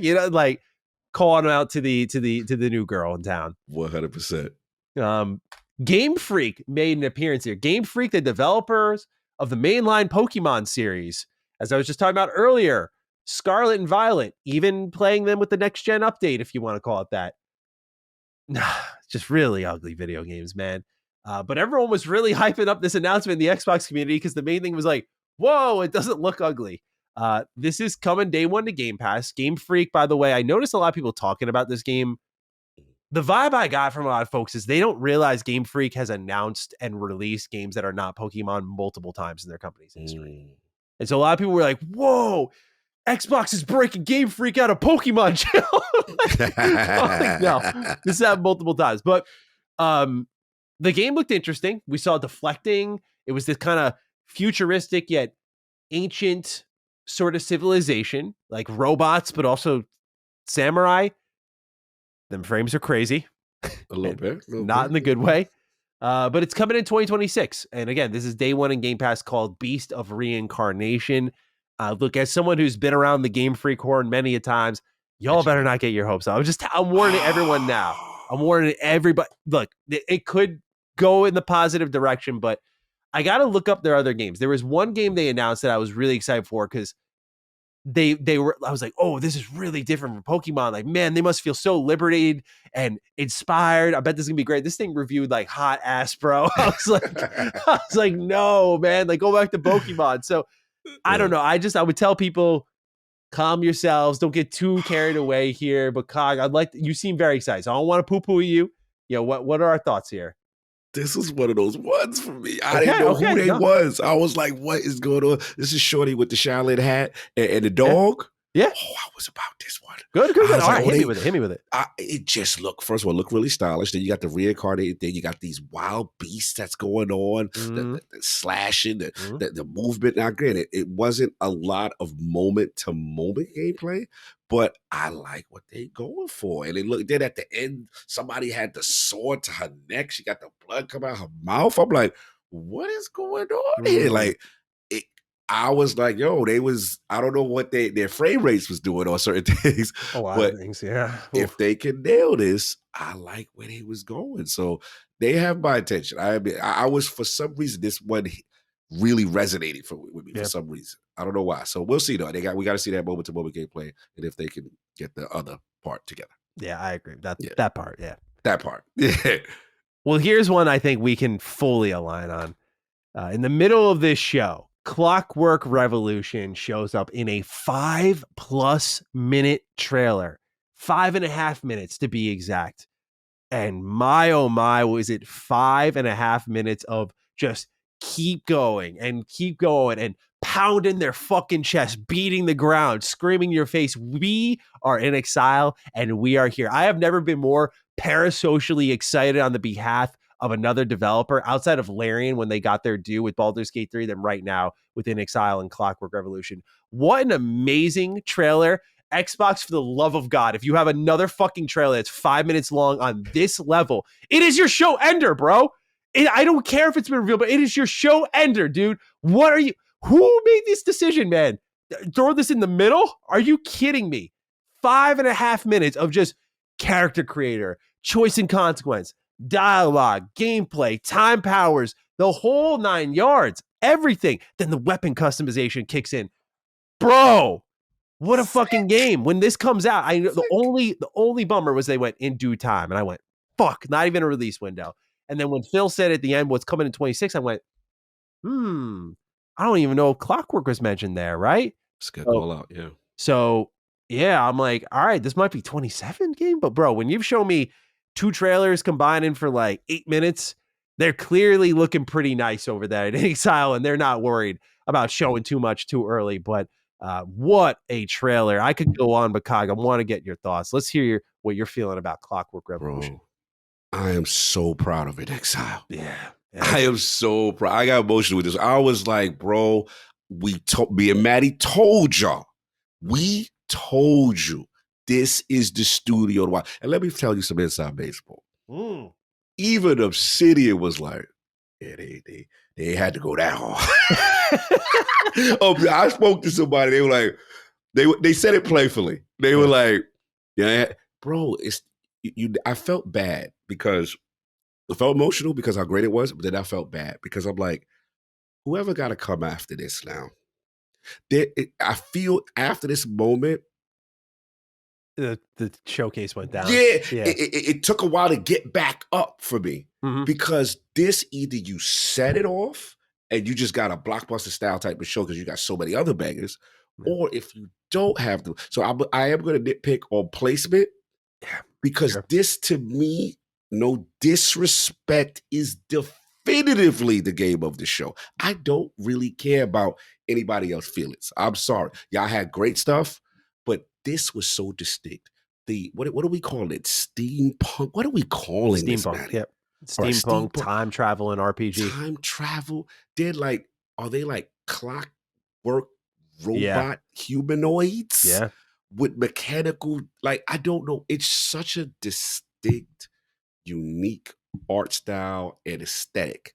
Then you've got, they with the potty mouth. The mouth is, what you call a potty mouth doll, whatever he was cursing at. Bro, then the dark humor is real. Yeah. The dark humor. But then where it took it up, and I'm thinking, okay, I got a feel of it. I think I know what it is now. It looks great. The weapons look great. Then they want, time travel and doing the, bro, what Mhm. is this game? Mhm. And again, we come from the Wasteland 3. We know how hardcore, like, I'm going to be careful. I don't want to get too hyperbolic. But we can admit that Wastelands 3, when it comes to choice and consequence, there's a level that In Exile kind of showed even above others. I'll just say that on certain things. Oh no, we'll say Larian. Okay, we're gonna say like, okay. I I'll be say too that. I will disrespectful. say it for myself that they have Larian beat. When Okay. people are like, "Oh, Larian's the choice of consequence king," I'm like, I still give it to In Exile because of Wasteland Yes. 3. Wasteland 3 is absurdly reactive on a level that will paralyze you because you'll just be like, I don't know if I want to make a choice right now because I know the game is gonna like chain react me right now. It is that fucking crazy. So when they're making this type of game with time travel, I'm like, you think they're gonna go easy on you? Oh boy. And a budget and a glow up. Like, I know what's about to happen. I told people from the beginning, the biggest acquisitions, it was probably 3 that I was like, you got to worry about the Obsidian and the BlackRock. No one talked about it, Exile. And I think Double Fine was my 3rd. But I said, those are the 3 we got to see. We're going to get into them in a minute. But, bro, I was blown away. It exceeded my expectations. I thought I knew what this game was about. Now I'm like, man. And then the brutality. We didn't get to the part where they straight murdering and murking dudes. Like the bullets out of people, disintegrating their body because of the time travel. I thought that was awesome. I'm like, yeah, I got that. Yeah. I will say yes. You are right though, Maddie. I felt a little bit I'm like, damn, still in due time. No, damn. I thought for sure. I thought it was a little play on the title, but I don't know because it's all about time travel, right? I'm like, in due time. Like, is there something to be said about this? Like, we were kind of locking it in our heads as like, oh, especially after a 5.5 minute trailer. Now I can't blame ourselves. We're like, oh, that's a developer direct game. We'll see you with like a release date soon. But when you have not even a 26 window. I know. I'm a little surprised by that. I mean, but still, it's showing out each time where I'm kind of in that let them cook phase. Like if they need till 27, go ahead. I think they might not have committed because like if you're looking at the Xbox Game Studios family, broadly speaking, 26. I mean, 25's loaded, but 26 is looking loaded for them. With all the things Phil mentioned that are coming next year, all of those games, Fable, what are you talking about? Fable, Halo, Forza, and Gears. Yeah, that's like all of those are holiday blockbusters. All of them, yeah, that's what. And then we forgetting about the biggest thing. In fairness, GTA is outside. Yeah, so it may be, hey, we let them cook even more to get them out of the window where they can have that to themselves. So look, I will be bummed. Yeah, of course, if it's 2027, it's not 2026. But I will say that this it showed so well that I am like, all right, you gotta let them cook because this looks amazing. There's nothing like this. Yeah. It was my game of the show. I'll just say it right now. It was not even close. I saw your tweet. I retweeted immediately. I was like, that's my boy. Yeah. He already on. He ain't cold. He on cold. Yeah, bro. I felt a little bit bad putting that out there because I was just like, I feel knowing the internet, people will take it as like a dunk on Obsidian and the Outer Worlds 2, which I thought looked fantastic. But I'll put it this way. Outer Worlds 2 to me is like, oh, my Fallout side of my heart is being elegantly stroked right now. And like, this is absolutely what my soul needs right now. Then I look at Clockwork. I'm like, that's the future because of the time travel, bro. Not only that, but there's something to be said. I've talked about this a few times before, and it is a little bit of a pessimistic line of thought, but I've talked a bit about how I feel like some Xbox game studios, like that class of 2018, kind of took Xbox on a bit of a ride in the terms of where they glow up and how they glow up and how long they take and what they deliver and at what quality they're delivering at. Out of all of those acquisitions, barring Obsidian, I feel like In Exile is doing what was expected of them, right? Which is, here's our pocket. We do like CRPG style games. Oh, you're going to give us a budget. How do we take the CRPG spirit of like reactivity and freedom of choice and bring that to a more accessible first person shooting market? And that's how they're doing it. And bringing time travel into the mix, bro. Like they were talking in the Xbox Wire post, not only just this year, but previous years about how you'll go back in time, you'll change something, you'll go back to the present, and the world will react to it. That's next level, dude.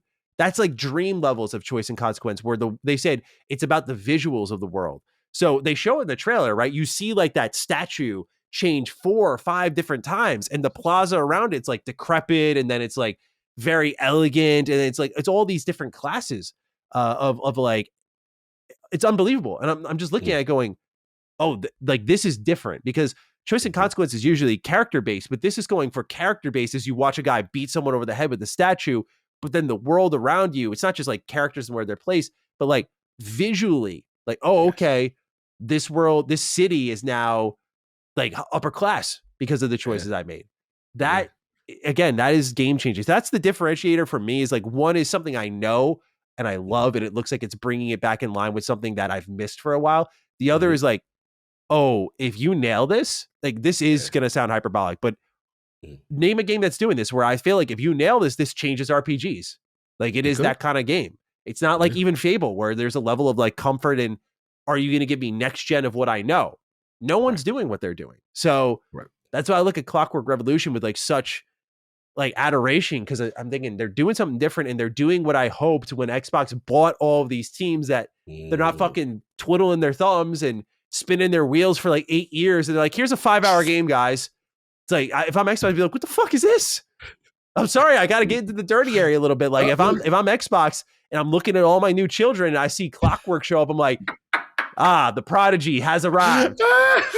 You know, tell me I'm wrong. Like you look at everything that's come out, and then you look at their trailer. I'm like, this is the golden child. This is model yourselves after this one, guys. You got favorites in the household already. I see what we're doing. Yeah. Look, it's hard to fight you right now. Your argument is extremely strong based on their showing. And I get it. I get what you're going for. I can't go at you too hard. I'm a little respectful to the other 2 family members that you are mentioning, but I get it. I get it. And I do feel, in fairness to people who are not even in the Xbox ecosystem, that's the kind of stuff that they want to see too, you know, what they're expecting, you know what I'm saying, from the studio family, you know, I'm not named Obsidian and you know, other people. So I get it. As far as the class of 2018, I get where you're going, because that was amazing. Yeah, just what a trailer. What a trailer. Yes. I'm clearly very jonesed about it. So absolutely. Let's move on to the next one. This is one of, I think, the biggest surprises of the show. I mean, Obsidian already doing something pretty incredible by saying like, hey, we're going to do 2 big RPGs this year. But they're like, we actually have a third game, and it's Grounded 2, and it's releasing in game preview July 29th. So like it's next month, that's insane. Like actually insane. I will be the first to admit, I wasn't like up out of my seat, like Grounded 2. Oh my God. But look, bro, Obsidian just needs to, like, the fact, okay, I'm gonna get a little messy. The fact that people, like, I know they got people in that team that were acting like asshats at one point, but bro, the fact that this team is about to put out 3 games of high quality or AA, AAA energy in the same year, and people are still like, I don't know about them, bro. I'm like, yeah, what's up? What are we doing? This is a team that's doing something that no one else is able to do. Like, there's just a level of respect you got to lay out for them on that, I think, especially in a kind of complainer era of game development, where I say with all due respect, because it's very difficult, but like all of them are like, it's so hard, bro. You don't even get it. And then here's Obsidian, who's like, we get it. 3 in the same year. And so, I mean, no doubt they're going to have to go quiet for a little bit after this, I think, to reload the chamber. Who knows? But 2 was more than enough. 3 in the same year. The true golden child, the Black Rock. So Grounded 2 is here. I don't have a ton of thoughts on it, I'll be honest with you, because a lot of the trailer is like, oh, it's more grounded. Cool. The mounts look neat, but otherwise, I kind of let you take away on this one. Do you have any thoughts on Grounded 2? What do you feel about your beloved Black Rock and just how they're delivering 3 games this year? Listen, man, I think we can make the argument now. It's just like, it's the best run studio in gaming to me now. Like it's to that point. Like, look, when I saw this trailer, Matty, I'm like, oh, wow, they're working on it. Bro, I legit was, next year's gonna be what? Next month? Bro, where do they do that at? How are they pumping out hits at this level? And granted, you can say whatever you want about cool. You know what I'm saying? At the end of the day, it was already popping off that we were like, yo, 2 games from Obsidian in 1 year, bro. Wow. They just happened to put one of their sleeper hits. And again, I'm going to get y'all more details at a later date. But I'm telling y'all right now, put some respect on their name. Because this was the game I hated on. Y'all know the history. I was just like, oh, Obsidian fumbled the bag. Oh, what they doing with this? Charlie, I shrunk the kids. There's something hilarious about you being disrespectful, bro. Oh, people not used to it. Hilarious of it. It's just like, you're just being like, oh, they fumbled, bro. Oh, bro, I tell them to their face. I was like, I was mad when y'all announced this. I was like, who is this for? Because again, what you said earlier about like NXL. What people said when they saw the acquisitions, they want Clockwork Revolution style games, right? Obsidian gets signed, and then it's like, the trailer for Grounded. And we were like, nah, bro. No, don't get out of here with this. Get out of here with this Sesame Street stuff. Like, I was pissed. I was legit pissed. And then I remember the free preview started. And I was like, damn, this UI, all right. Yeah. I don't like survival games. I was still like, I was like, damn, but it's very intuitive. And, oh, that's how you make the spear? Oh, that's easy. Oh, this burgle this is kind of cute. I like this. Yeah. I got to the I had the same fucking journey with that game, bro. I was like so resistant, so defiant. Yeah. That I was like, yo, well, let's just test the co-op. Let's just test it. Yo, we hop in another part of the bag. Yo, spiders is over here, son. It's crazy. Bro, and it started. And then where it really won for me is where I had to give them the utmost respect. They did something that I've always wanted co-op games to do, which is from that save state management. You got one homie that can't play when you guys can. Or, damn, you thinking about playing a game, you wish you could play it you could take that save state that was a co-op game, play it solo. You could save it on your side for yourself. You could do stuff with, bro. And I think, who was it? Somebody took that. Obsidian helped somebody in the Xbox Game Studio family. I think it's State of Decay. Yeah. Bro, that system that they're using on save states and that is the future from a server side perspective. That's the future of co-op gaming. So they have tech in there. And here's the other thing. Not only is the game fun and amazing, we saw it was one of the 4 that went over. There's one of the few. This is a game that I feel if they market right, Nintendo Switch users are gonna go ham on this. This is the perfect Switch cross-play, cross-progression game. I'm telling you, they got the movie coming. This is gonna be the one that I was so wrong about, and I'll be happy being wrong. I'm like, you know what? I got that. They have a franchise. They have a kiddie style. You know, remember we always complain about Xbox. Yo, they don't got nothing for the kids, and this is that. I gotta give it up. I was popping off for grad. As weird as it sounds, I was popping off in the building. I was like, yeah, I got that. Nice. I'm near day one. I ain't gonna hold you. Yeah, I was looking at what I want to play these coming months, and I don't know if I'll be there day one. Because July is crazy. I don't know. We'll see. But it was a really pleasant surprise. And I liked it. I will say I like that they're doing game preview because I think Grounded really benefited from that. Just the community relationship and building with them. And they said they're going to start with a roadmap. Like they seem to have a good plan in place. So I don't know about anyone else, but I did not expect Obsidian to have a third game.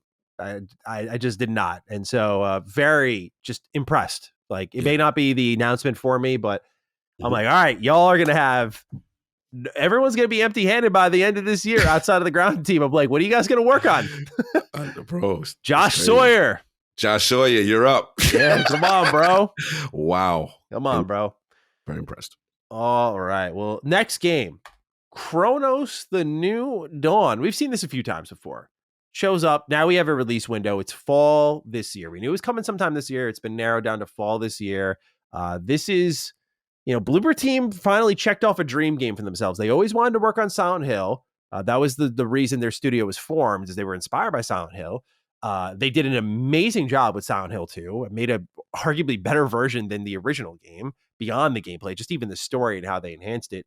So they went from like, when you saw Bloober Team, oh boy, to, oh boy, because like they have, you want to talk about glow ups, they have certainly gone on a journey of their own. And Chronos: The New Dawn looks like more of that, dude. I mean, this game has Dead Space energy. The character armor, sick. These enemies are gross. The noises they made when you're shooting them was disgusting. Very fleshy, concrete type of environments. This game just has aura and atmosphere written all over it, and I can't wait to play it. It is on my must play list because I feel like with the Resident Evil announcement and everything, like I've been jonesing for a lot of survival horror, and I feel like this is going to land at the right time. And interestingly, unlike even Silent Hill 2 leading into its launch, Chronos: The New Dawn doesn't look like, oh, the gameplay's not there yet. It looks good already. So I'm very excited about this one, Cog. Let me check your temperature on Chronos: The New Dawn. How are we feeling? Fall 2025. Very cool. Yeah, very cool. Very atmospheric. For whatever reason, it gave me a Returnal vibe when she was over the body of, I guess, whoever that character that looked like. I mean, whoever the main character looks like. I don't know what's going on, but it looks dope. And I'm lately been kind of warming back up to horror. I know we didn't talk about Summer Game Fest because it's such a crazy week, but did you see that game L? Me and Chris Rago was talking about. Oh, L looked good. Yeah. L looked great. Like, again, I don't know, horror is making a comeback for me, and I've gone away from horror. I'll be honest. It's one of my gaps in my gaming history because I don't know. I just don't do it anymore. But I'm starting to get I'm starting to get the feel for what the horror games again. Yeah. So Chronos, I like what I see. And I wanted to shout out Ill because I thought that was one of my games of Summer Games Fest. And I really, it blew me away. And I was just like, okay, the horror itch is coming back. And I got to stop playing.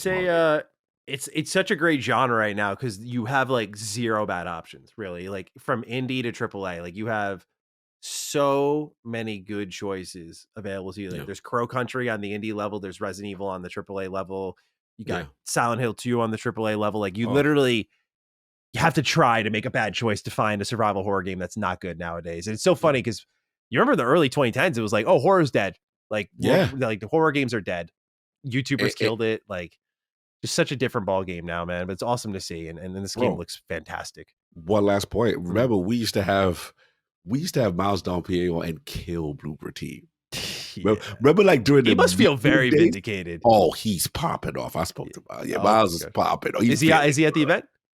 I didn't see it. I didn't physically see it. Oh, okay. We talked recently, like in DMs and stuff like that. I haven't caught up with him in a while. And like you know how hard he go for Bloomer. So it's so cool to see their redemption arc, right? Like they like I was definitely responsible for clouding on them because I didn't like Medium and like stuff, but it sounded like all the stuff that they ended up doing. It's fair. I just like. I gotta look up the quote, but they literally said like they're done making shitty games or something along those lines. Oh, they said that? Yeah, it was something along the lines of that. Like, hold on, let me type in Bloober Team is done making bad games. Hold on, let's see. Yeah, literally it says Bloober Team says it's done making shitty games and Silent Hill 2 remake wasn't a fluke. Yeah, just hilarious. Unbelievable. Literally, they admitted the games they were making were shitty. So I kind of like that lighting a fire under their own ass. Yes, that's dope. So after this, there was Elder Scrolls Online. I'm not going to waste the timestamp on this, bro. Like, is there anything you want to say on ESO that you want to pack in here? I mean, it was just kind of those check. It exists.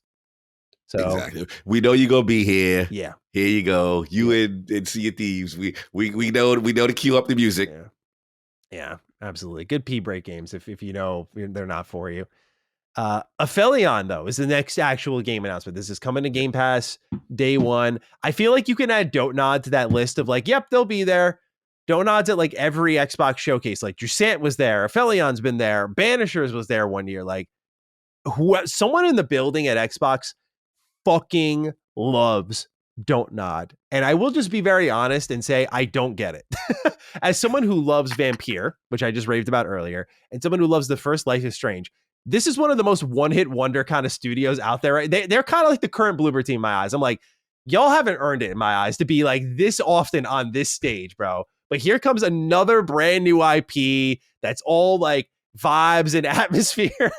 And I'm just looking at it like, all right, bro, like, here we go again. Like, I think personally Dontnod is best in their light RPG pocket or creatively tackling narratives. Again, I look at Life is Strange 1 was such a interesting video game because it came at a time where like Telltale was popping off and they said like, here's the same idea, but time travel. So I look at Aphelion and I'm like, all right, this looks all right. But it's clearly their games aren't for me, but I Xbox, someone there loves them because they always have their trailers and their showcases. And they must just check off a box that fits a demographic. Because they always get them in Game Pass too. They always give them like, it's not just like, oh, we'll get you a slot. It's like, here's like a couple $1 million, by the way. Here's a bag. Right. So, I mean, it is what it is. But nonetheless, Cog, any thoughts on Aphelion? Because I know you are more into the vibey game than me. Yeah, no, if I remember, I'm trying to remember. Is this the one? I'm just going back to it right now. It's like the spaceship crashes in the snow and then. Yeah. Oh, yeah. I don't know. That one. I'm a little, some like those little weird card games, but this one was okay to me. Yeah, it didn't really scream to me like that. I admit. I remember it now.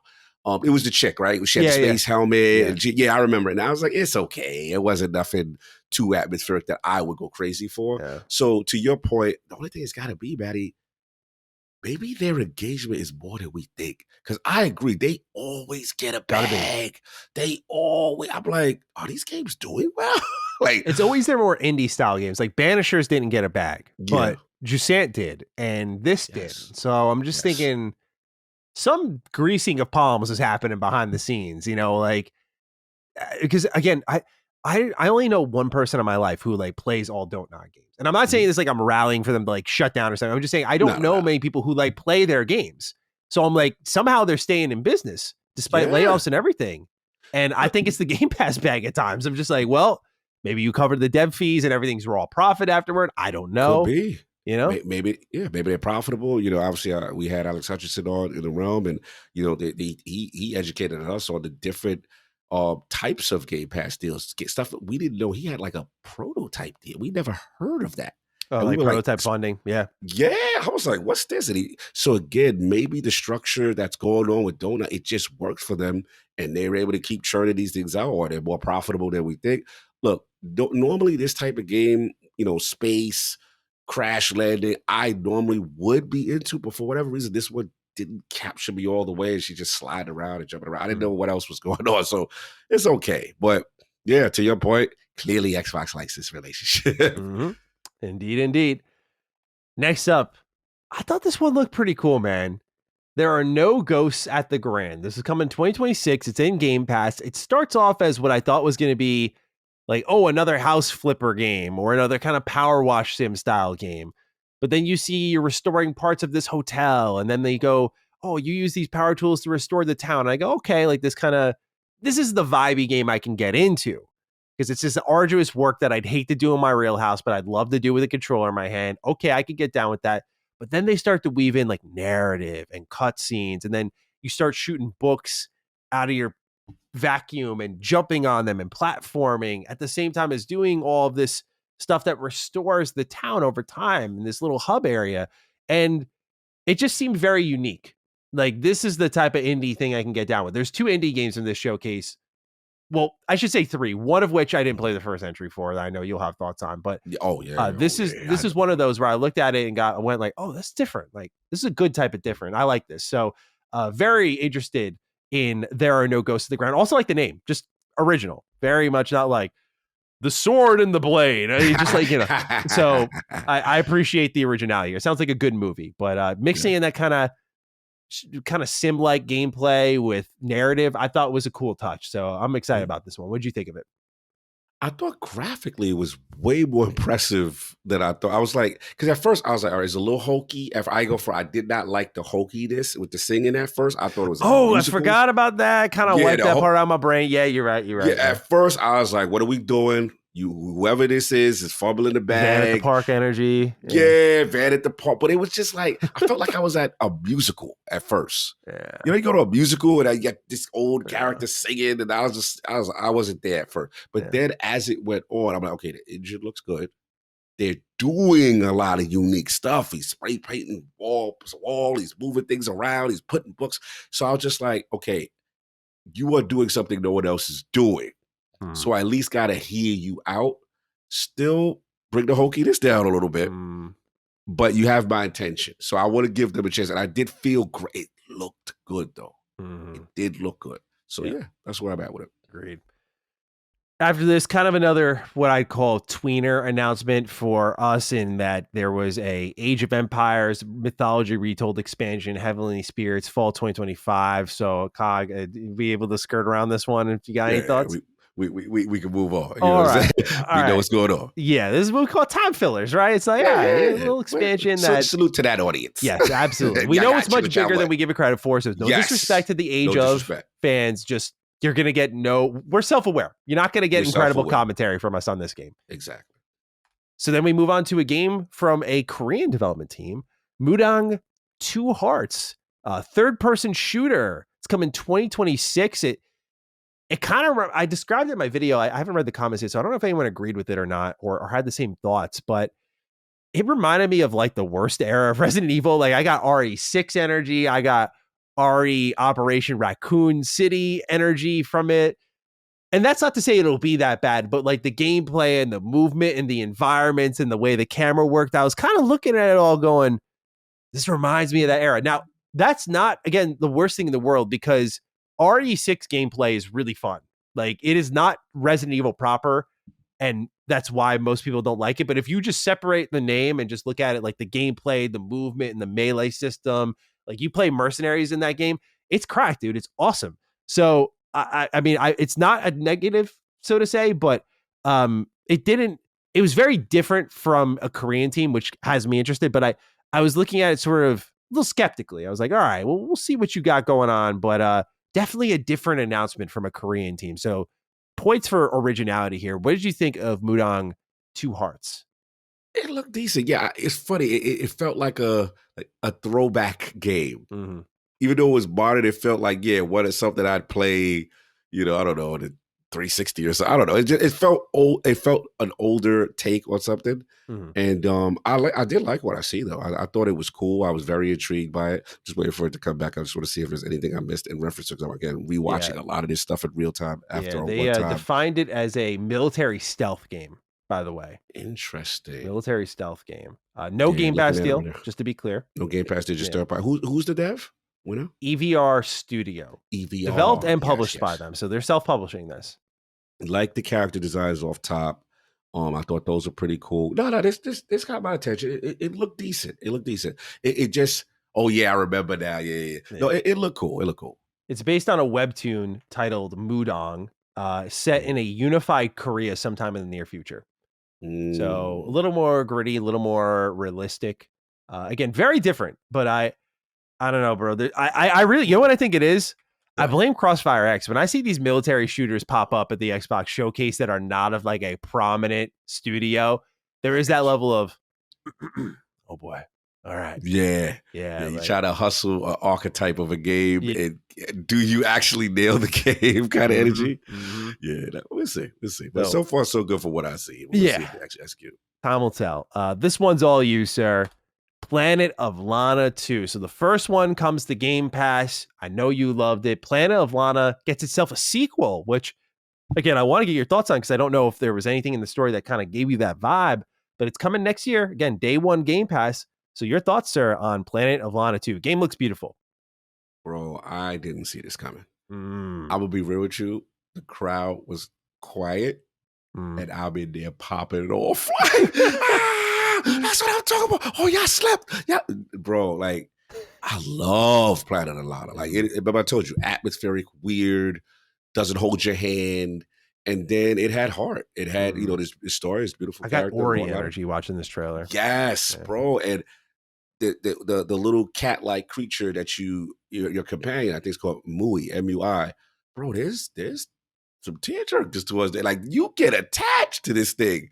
And bro, it was well done. But to your point, I admit I thought the story wrapped, right? I didn't know if it was necessarily needed or ever gonna get a sequel. So to me, I thought they'd be on to the next part. So what this tells me is Planet of Lana did well. It did well because I remember it reviewed well. People liked it. I just didn't think maybe it didn't sell or whatever. But the fact that, hey, they're back, the next project, And I get the feel, do we got a Game Pass back? Because the first one we got a Game Pass back. Yeah, it's a Game Pass game. Yep. Yeah, bro. I think Xbox really liked what this did for them. And to see them get another one, sign me up. And it looks like it's going to get a little bit more darker, more stuff involved. I'm with it. Yeah, so like I love playing lab experiment happening. Yeah, so it's gonna get the feels. I just want to see how much they evolve the formula, because it was a lot of this character does this, the other character does that, and you do stuff together to move on. And I want to see how they evolve the formula. But I thought it was super dope. I love this game. Yeah, they the first one has almost 5,000 reviews on Steam, which is usually a really good sign of sales. It's $5 on Steam right now as I read this. That's offer ends June 22nd, so pretty good time to check it out. Because I don't think it's in Game Pass anymore. Yeah, $5, pretty good deal, and really good reviews from the user base as well. Hell yeah. Okay. Again, after this, we can kind of skirt a little bit because Fallout 76, Gone Vision. There's an update for that if you want to go fishing in 76. No thoughts for me. Any thoughts for you? The obligatory Fallout segment. Yeah, we know what's going on. One of these days, though, bro, it's going to be their greatest weapon, because they're going to hit that Vault-Tec thing with the TV static, and you're going to go, 70, what the, wait, that's not 76. And when that happens, you'll probably hear me screaming all the way from California. Crazy. The other kind of not much to be said thing is Solo Leveling Arise Overdrive. This is coming fall 2025 to Xbox, PC, and consoles in 26. The reason there's not much to say is this wasn't like a brand new game. Like Solo Leveling Arise has been around for a while. I think it was a mobile game, free to play mobile game. Now it's coming to Xbox and consoles. And it being called Overdrive, I don't know. I guess I'll check really quickly because maybe I would have more to say if it's like a traditional release, but Solo Leveling Arise has been around for a decent amount of time now. Looking right now, though. I mean, the show itself is really good, might I add. Yeah, they're forcing me. I tell you what. IOP community turned on me. Me, old man clowning your generation's anime has gotten me in serious hot water. Now they have super chatted. They have all these lists of anime fights I'm forced to watch. And I gotta watch Solo Leveling. That's on the list too. Solo Leveling, sick. Yeah. They like, bro, you better. We tired of you. They like, you go watch good anime. Well, Solo Leveling you would like because number one, it's really serious. But number two, it is about a guy who's a E rank hunter who goes into a dungeon basically, and the story is like really good. But he levels up by going into dungeons, and he becomes like the main character, literally. And he gets gear, and he levels up, and his abilities get better. And like he changes his haircut and he just starts fucking kicking ass, and like he becomes mad cocky, and like it kind of I think resembles like actual video game players, but they do it in a really creative way through a webtoon. So it's good stuff. But it's described on Crunchyroll's website. Netmarble's Solo Leveling Arise mobile game is getting an enhanced new life on consoles and PC. Solo Leveling Arise Overdrive was revealed during today's Xbox Game Showcase, boasting new mechanics and 4-player co-op. As the trailer notes, the new content hits Xbox PC, which new term, by the way. You throw that in there.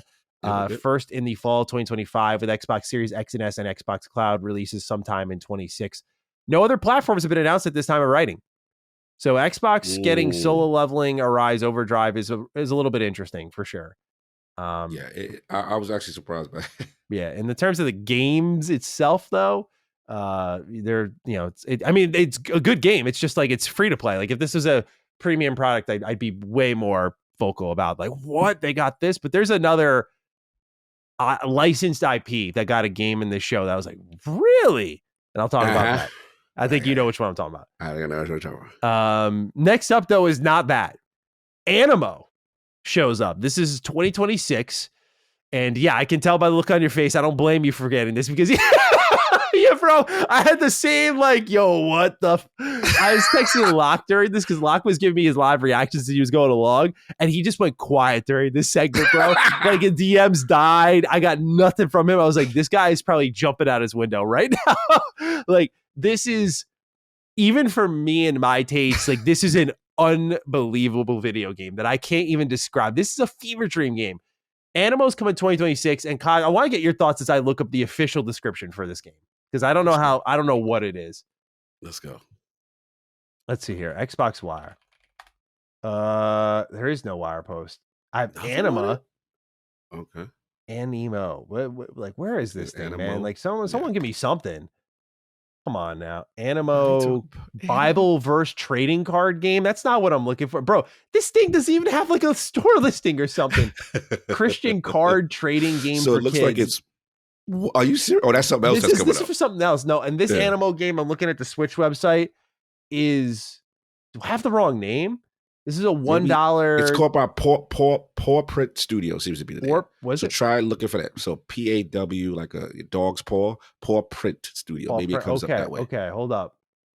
Oh, okay. I see. You know what it is? What? I see what they're doing here. This is a Pokemon-like game. I see.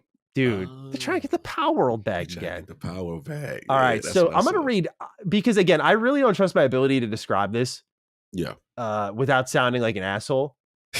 GameSpot writes, creature collecting ARPG Animo has been unveiled, the Xbox Game Showcase, and the game is currently in development at Paw Print Studio. Similar to Pokemon on Nintendo systems, Animo is set in a world where players collect magical creatures, and it is a free-to-play game when it launches for PC, Xbox Series X and S, and mobile devices. Oh, boy. Oh, there you go. The big gameplay hook in Animo is the twinning gameplay mechanic, which allows players to unlock more abilities for their Animo. Paw Print Studios said the game takes place in an open world of Idle, a land full of uncharted landscapes and ancient mysteries. Like every other player, the Animo team has always believed that one day there will be a game that exists that makes all our dreams come true. Instead of waiting any longer, we've created it ourselves. Every day, we are discovering more about Animo's personalities, their interactions, their stories, and their environment. The world of Animo is now ready for you to explore with us, and we can't wait to see you there. There is a closed beta test on PC, which is starting this summer. Okay, all right. Look, this seems like it's got your name written all over it. Look, I rolled my eyes very hard when this thing was showed live. Now off the rewatch, I'm not gonna hold you. The character designs, even though this is not my bag, are really good. The animation and the engine is really good. I ain't gonna hold you. This may be one of them ones where we look back at how Power World caught fire. This is giving me energy that this is going to be something. I could see that Pokemon community. I got to speak to the hardcore Pokemon. I got to speak to Addict. I got to speak to my Pokemon guys. Yeah. I get sort of like, because it's a phone game too. You know what I get is like, we're not going to miss out on the next Genshin. Like we want to be there for that. That if this ends up being something, they was there in the beginning. They didn't mess up. I agree. So I'm gonna take back my slander. Oh, I'm not taking it back. I just, you gotta go that crazy, Con. Calm down. It's not for me. But I have to say though, it looked all right. Remember when we saw Power World for the first time, and Power looked cool and decent, but this looks like a dope engine. It's like a rail run. Look at this, the way it's moving, the way the animation is. I ain't gonna hold you. It looked like they got a little budget on it. That's what I would say. Like it looked pretty. It definitely looked prettier. I mean, Power World is still embarrassing looking, in my opinion. So yeah, this is definitely a step up. A step up. That's what I was saying. We'll see how it does. We got a reminder that Tony Hawk Pro Skater 3+4 exists. They confirmed the Ninja Turtles. Dude, it's like, did you think of me when you saw that part? Hell yeah. I was like, they got his money. You threw your wallet at the screen. No, I wish. But bro, it's the wackest Ninja Turtle design. You know, I saw, bro, when I saw that cell shade, I threw my phone at the screen. I was like, dude, what the fuck? Why do you guys keep using this rendition of the Turtles? But they did show my Doomslayer, who I will use out of spite, might I add. I will use him out of spite. But this game looks sick, bro. So very excited for it. There's a demo out right now if anyone wants to play it, but Tony Hawk Pro Skater 3+4 coming July 11th. Any additional thoughts as we approach the launch with the launch trailer that they had shown off? No. I was actually going to defer to the Tony Hawk community, see how they was feeling, same kind of thing. For me, again, I've never played a Tony Hawk game. I will check out the demo just to say I've actually played one. But yeah, I was expecting to see how people are feeling if they were going crazy. The vibe is good right now. Ever since they cleaned up any concerns about career mode and whatnot, like the vibe is very good. So good. This next one was the indie game of the show for me. At Fate's End, this comes from the developers of Spiritfarer. It's coming 2026, day one in Game Pass, and that art style, dude, like there's just some games you want to like reach through the screen and just like touch the world and be like, I need to know like what the wall feels like there. Like I don't know how to describe it properly, but there's that feeling of like I want to be there. I want to transport myself there. And this game was that, dude. I mean, Spiritfarer is an incredible game. I remember when we first started this show, this is one of our first Game Pass pick of the weeks. Spiritfarer is an amazing existential, sorrowful game. But this game looks to really pack a more, I'd say, direct narrative is how I describe it. But also there was side scrolling, and I went, oh, a little bit of, I kind of got Hollow Knight energy from it. But then as time went on, it turned into sort of like a 2D fighter with almost like Slay the Spire cards and changing the angle of your attack, and then health bars and dialogue options that change how the fight goes. And I feel like I both got a grasp, but I'm also like, I'm not sure what this game is at the end of it all. But I think it looks incredible. And given the pedigree of this developer, I will be all over this one. So I cannot wait to play at Fate's End 2026. Again, great Game Pass get here. The idea at Xbox team just continues to kill it on this front.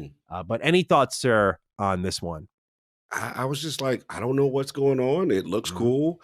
I never played Spiritfarer. I think I remember you playing it. I didn't know what I was like. At first, there was a part where I thought it was a card game. I didn't know what was happening. I thought it was a card game too. It might still be. I don't know. I don't know, but I will say like the animations. Oh my butter.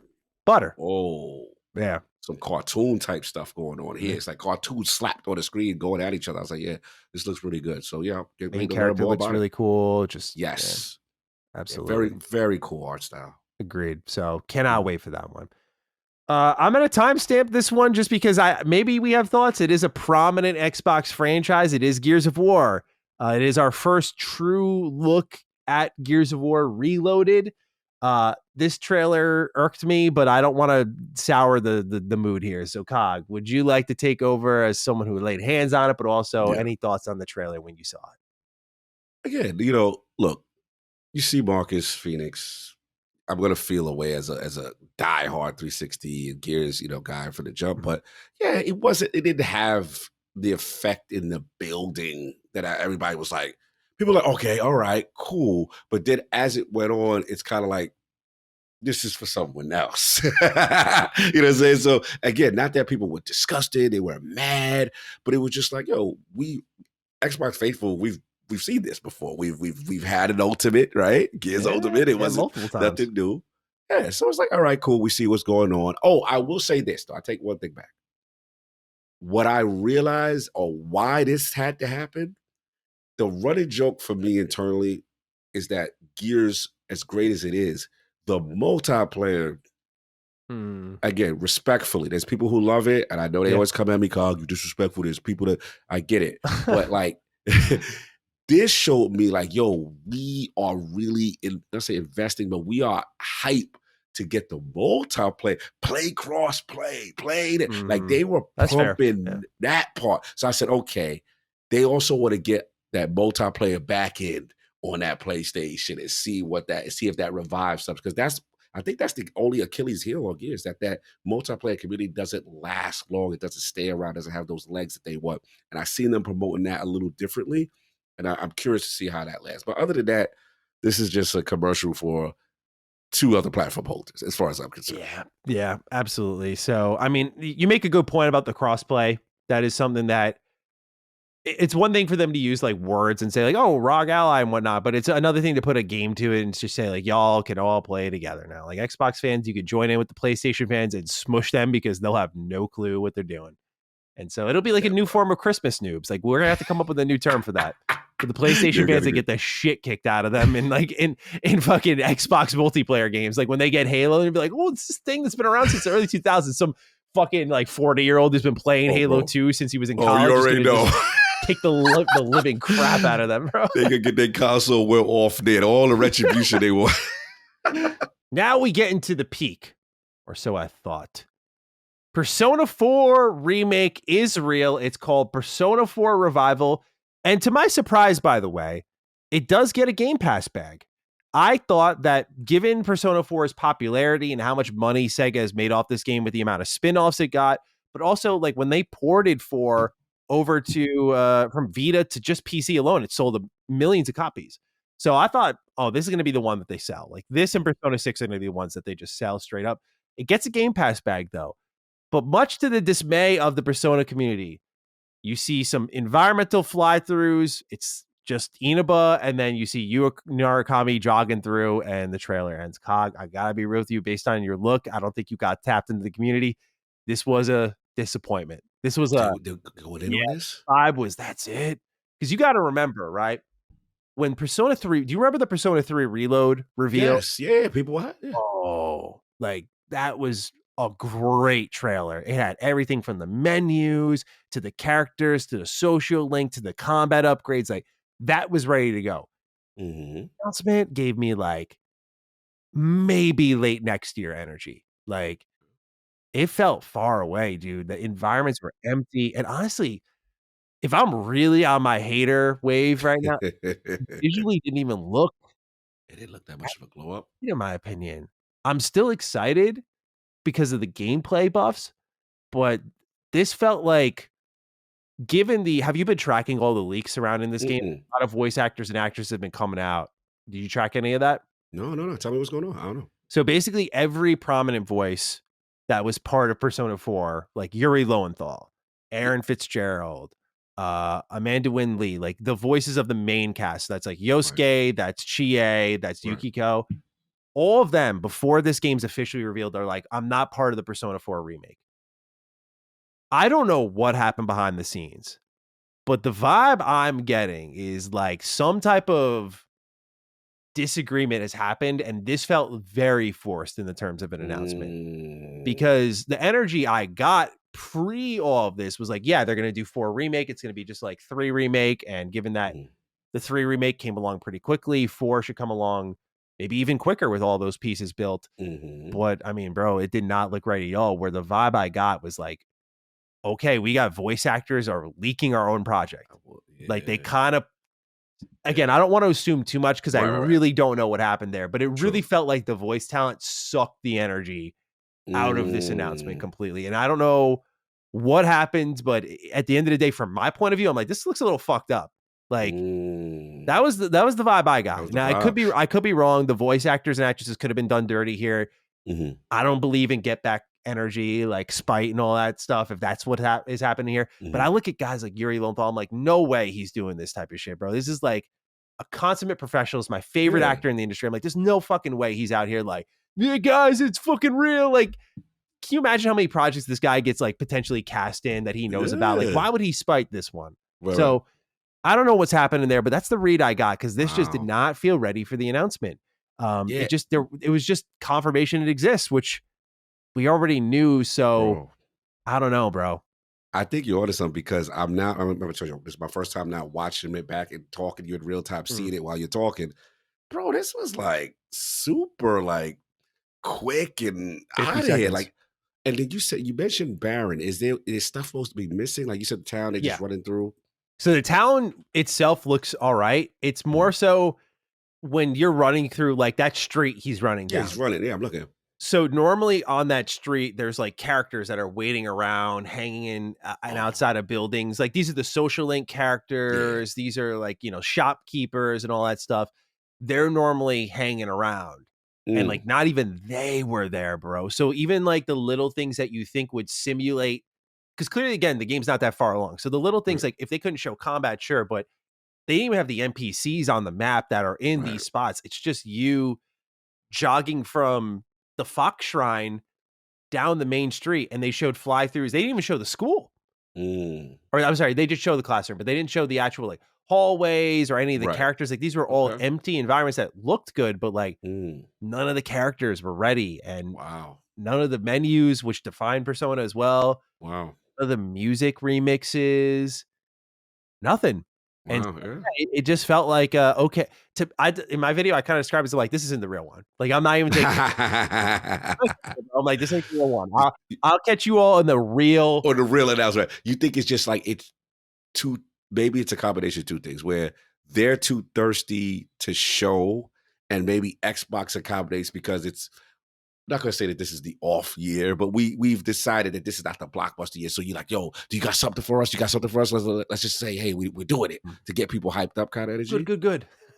Here's the Game Pass bag. Let's go. We know we're gonna work with you, and maybe both sides. And then because I didn't know that the actors and actresses are not.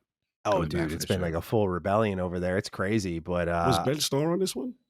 No. Well, I don't know. Knowing Ben Starr lately, he could be in the remake. Everything.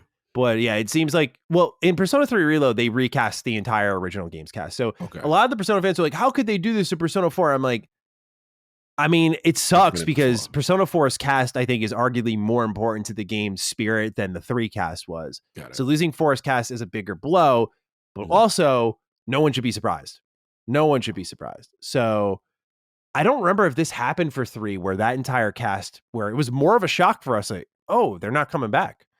At least 4, you can make some sense of it.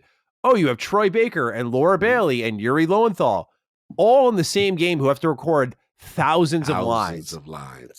Money, bro. That's a lot of money. And the profiles of these people are way larger than while they probably back then when they were trying to just go on. Yeah. I mean, I'm sure they were money to some extent, but Troy Baker was not Joel and Booker DeWitt. I mean, Yuri Lowenthal was Sasuke and other anime characters. Yuri was probably still the most high-profile guy at that time, but no disrespect to all the others. Johnny Young Bosch is another incredible name that did Adachi as well as the main character. So if they're recasting people, it definitely hurts the spirit of the game, but it's not too much of a surprise. It is a little surprising that this was revealed at all. Now that it's come and gone, it's like, okay, it's real, but the things that make Persona 4 as a remake exciting is not the environments. The game looks fine. Even in like the golden version that you can play now, looks fine. Yeah. It's just the gameplay. And the gameplay was also, it's still in a totally great spot. It's not like 3 with Tartarus, which kind of sucks. And they did the best they could with it in the 3 remake. Like 4 just needs 5's style of gameplay. Yeah. And you are good to go. Like that's all it needs. Like you don't really need to touch anything else. You want to do the extra quality life enhancements, like voicing all the social links as they did in the 3 remake. That's fantastic. But otherwise, yeah, like just I don't know, man. It was just a shitty trailer. Yeah, no, it was. It's very abrupt. Yeah, very abrupt. Yeah. And what's interesting is I didn't even know it was Persona 4 right at first until I saw the Fox Shrine and went, oh shit. Wow. Or no, I'm sorry. It's when I saw the TV stacked up. Then I was like, oh, shit. Okay. So yeah, definitely to me, the biggest letdown. It's great it exists. I'm great. Yeah. I'm very happy it's in Game Pass. Continuing that trend, it makes me wonder about Persona 6 at this point. I'm like, they've got everything. Yeah. So solves the trouble. His knees are mine. I ain't worried about it. I love that. Atlas taking these bags like it's nothing, bro. They want this Persona out here like I already know what's going on. Do you think they metaphor them though? Do you think Metaphor didn't get that bag until a little bit later? I'll give you that. Yeah. I don't think Persona 6 is too big to just throw up in Game Pass like that. I think they're gonna want their upfront money, but on the back end, it won't be a day and date. It'll be on their date with. My main issue is that Solve's issue is that he felt that they would still hold that from Xbox and it would be a timed exclusive with the old tab. But as we learned with this show, things are changing. Yeah, no, things are indeed changing. Well, we can speed run to that in a moment here because Sea of Thieves showed up. New season's coming August 2025. Not much to be said there, I don't think. So we move on to the next major announcement here. Invincible Versus. And this is coming 2026. What a surprising announcement, though. I really like Invincible. Great show. The former thumbnail illustrator for Retro Rebound, who now works on our development team, he adores Invincible so much. He was the first guy that came to mind for this, and I had to check in on him and be like, what's going on, bro? How are we feeling? That was the temperature. Yeah, and he's feeling pretty good because, I mean, the cutscenes looked awesome. I got a little bit of Mortal Kombat presentation energy from it. At the same time, there was a little bit of Marvel versus Capcom tag fighting there. This looked really good. Everything from the cutscenes to the gameplay, I was very pleased by. The voice actors and actresses are all reprising their roles. I was very, very surprised to see this, but it makes sense. Like this is a show that definitely deserves a game. And I'm very happy. By the way, I hope every anime game out there is watching this and feeling like absolute garbage. Like, I just really hope they're looking at if Invincible, which by the way, Invincible's huge, but if Invincible can go out with around probably the same viewer count as all these other anime and put up an actual great looking video game, unlike all these anime fighters that are putting up garbage, absolute garbage, janky pieces of shit. Look at what Invincible's doing game one, man. I want shame to return to this industry so fucking bad, dude. And this is a perfect example of it. Let Invincible versus be a beautiful lesson to the anime game developers. I rest my case. Cog, your thoughts on Invincible versus? Bro, let me tell you, when we talk about in the room, there are about 3 to 4 games that really shook the building. This one, everyone went crazy. Everyone went crazy. Now, mind you, I'm old, I'm uneducated, I don't know what's going on, I don't know who these people are. I just look at the art style, like, oh, this looks cool. You would love this show, Cog. That's what everyone's telling me. They like, bro, you need to get on this. Yeah. And I'm like, yo, this looks dope and it's brutal. And again, art style. Then we got the fighting game sensibilities, right? You got the 3v3. Then they're doing the spastics, the combos, doing this stuff. I'm like, damn, this looks really good. Yeah. This looks like complete. The vibe I get, I can tell, even as a person who's completely uneducated with the lore, this feels like fan service. This feels like they did their homework. Because, bro, the reaction was insane. Yeah, salute to them. Do you want to increase your hype for this by like 10? Yes. You should take some time and just watch the first episode. That's all. Just watch the first episode. Someone else just told me that. That's what else someone told me. Just one episode is all I ask of you.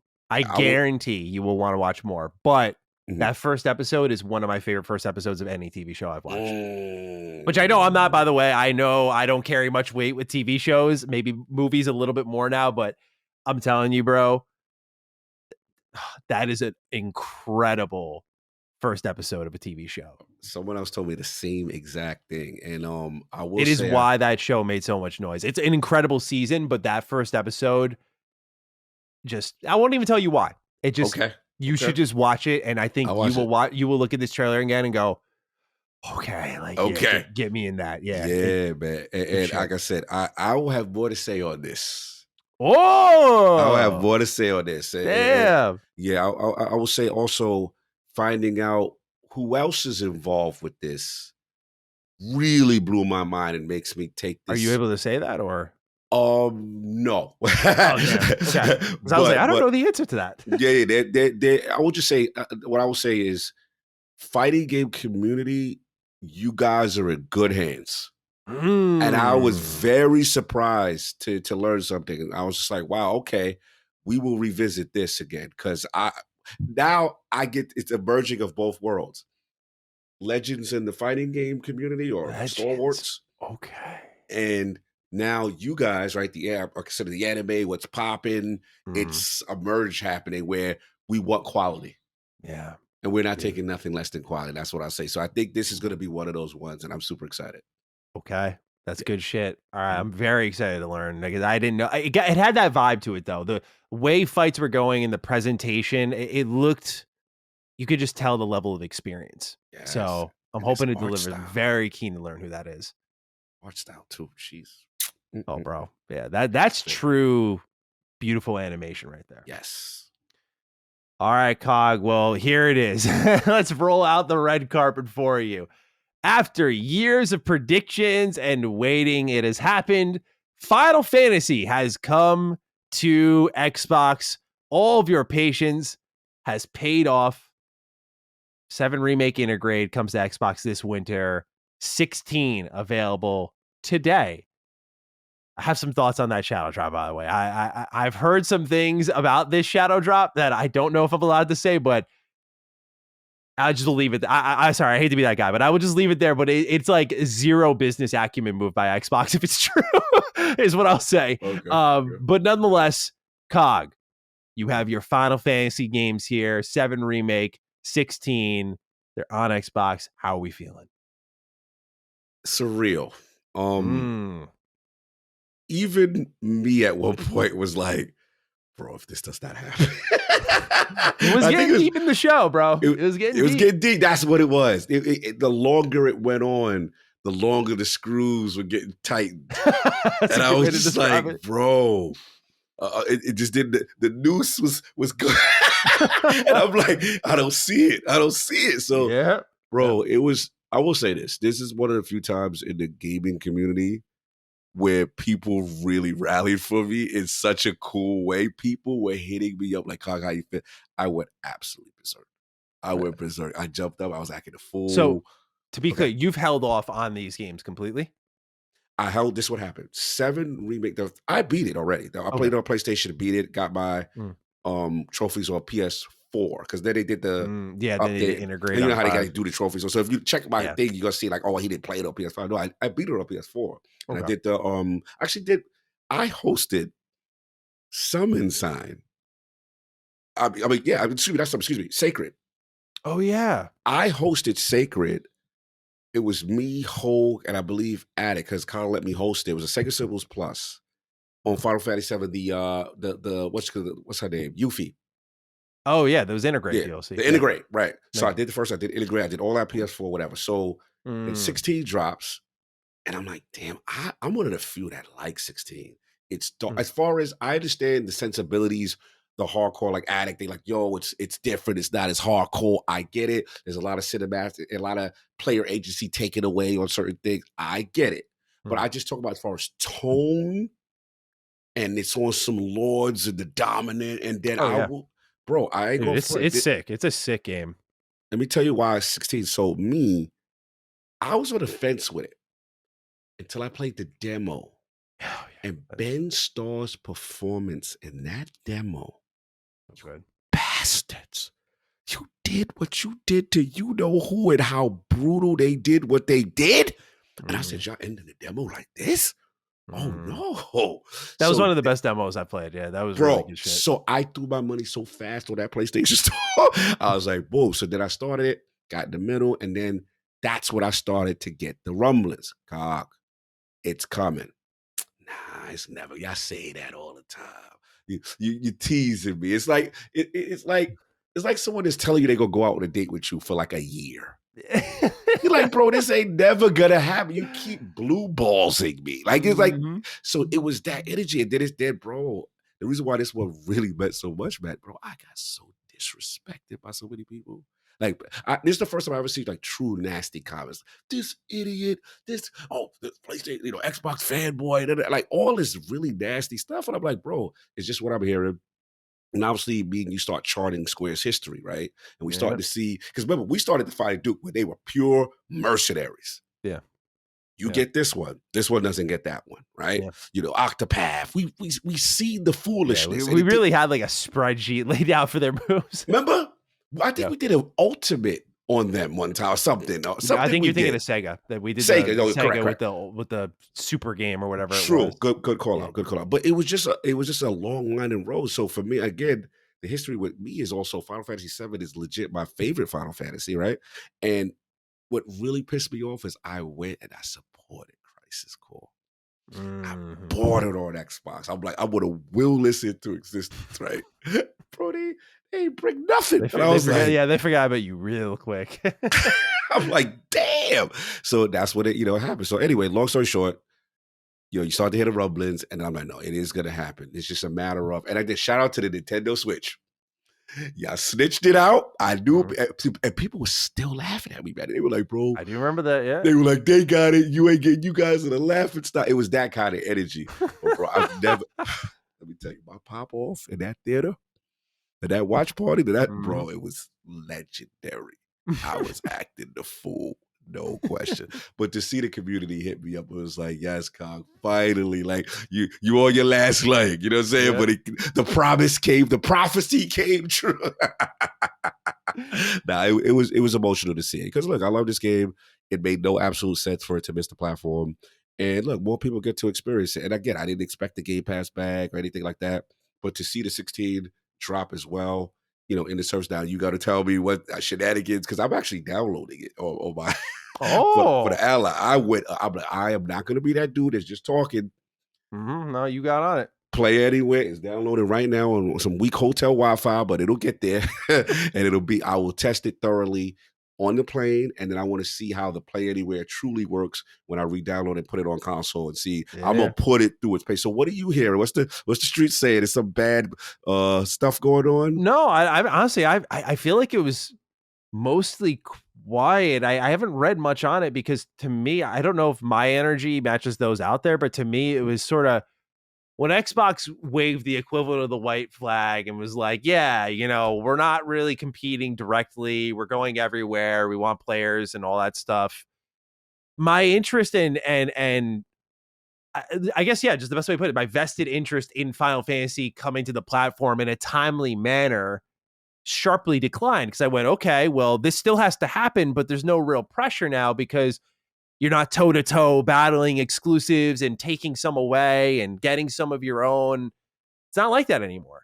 So as Xbox and Square and just the industry as a collective has really shifted in their philosophies and how they do business, it was just when it came, all right, cool. And so it didn't, when I saw it, that was my reaction. Cool. Yeah, cool. And maybe I'd feel different if I had held off and didn't play these games. Like part of it, I'll admit, it's like a product of the privilege of like, I have these systems. Absolutely. So I was able to play 7 Remake and 7 Remake Intergrade and then play 7 Rebirth. Like I was able to go through all these and then play 16 at launch. I got into every single one of these games, dude. I mean, they're excellent video games.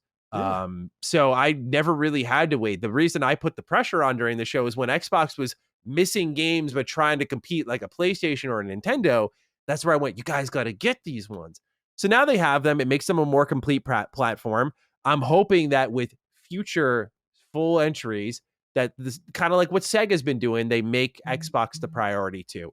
That makes Xbox a more complete platform. So this is a step in that right direction, a commitment to that partnership. So it's finally happening. 14 is here, 7 Remakes here, 16's here. So it feels like we've really just scrubbed away a nasty stain on my t-shirt. After like all these years, like I finally got the stain out of my t-shirt. And that's good to say. That's good to see. These are, again, both great games that should be played. I will say I'm more favorable towards 7 Remake Intergrade compared to 16. I am one of those people who find 16 to be too much of an action game. Yeah, that's what Alex says. Like, no, 100%. Yeah, a little too much of an action game where I think it falls, it makes sense. The combat director was from DMC5, and it falls a lot into that realm where you're kind of just doing flashy things, but the simple combos are more effective. So it is what it is, but it's a game that's on my replay list. I do want to give 16 another roll at some point, because also the side quests at the end of the game are much better than what you get in the first 2 acts. So just keep that in mind when you go through your full playthrough. Those side quests might test your patience, but I have heard they are very important. So yes, and again, I love the character of Clive. I love the lore and what's going to me. This dominant things feels like almost like everyone's got their little weapon of mass destruction and they utilizing it kind of energy. So I like that. And then obviously, bro, you know how hard I go with Tekken. It's been speaking to me. You know, so I've been wanting to play it for so long. So I'm like, all right, I'll wait, and finally my patience is rewarded. So it's a good sign. And hopefully now, like you said, it almost reminds me of Persona, Yakuza. The stain is lifted. No more now. Let's get back on simultaneous releases and hopefully get this thing out. But I will say this. Don't let Xbox fans fool you.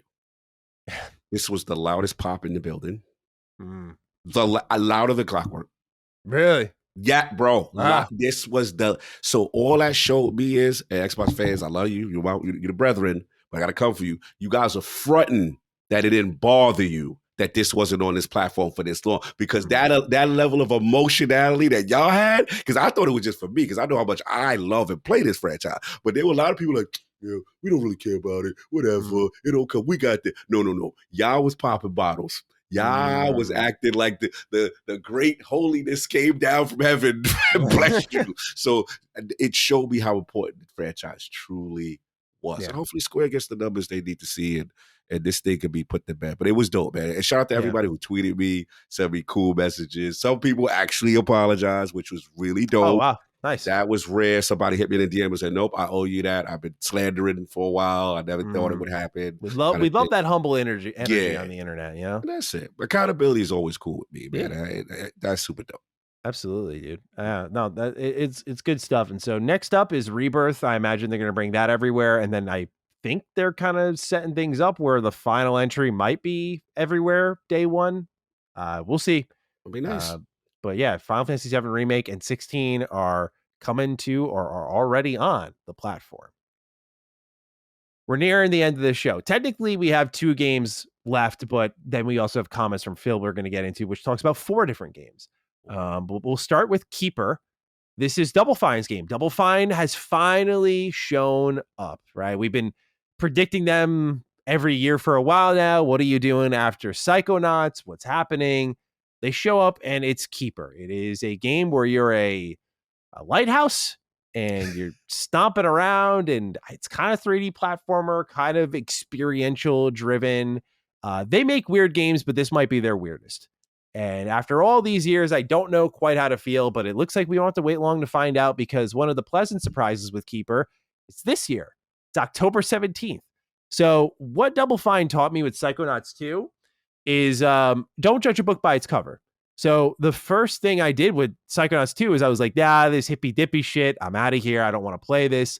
And then I played it. And it was like one of my favorite 3D platformers ever and one of my favorite games of that year. And I went, oh, okay. So they're capable of these types of stories and animation and experience. So I've not played much of their library beyond that, but this looks different and weird. And I still have that same Psychonauts energy if I'm looking at Keeper going, I don't know about you, bro. But because I'm thinking about Psychonauts 2 as well, where I knew that same vibe, and then I went in and played it and finished it and went, that was really special. So I'm going to keep an open mind. They do weird games, but they're weird for a reason. So the reason for Psychonauts was immediately apparent. I think with Keeper, the problem I had was it wasn't immediately apparent to me. I just looked at it and it studied the gameplay. I don't get this. Why are you a lighthouse, bro?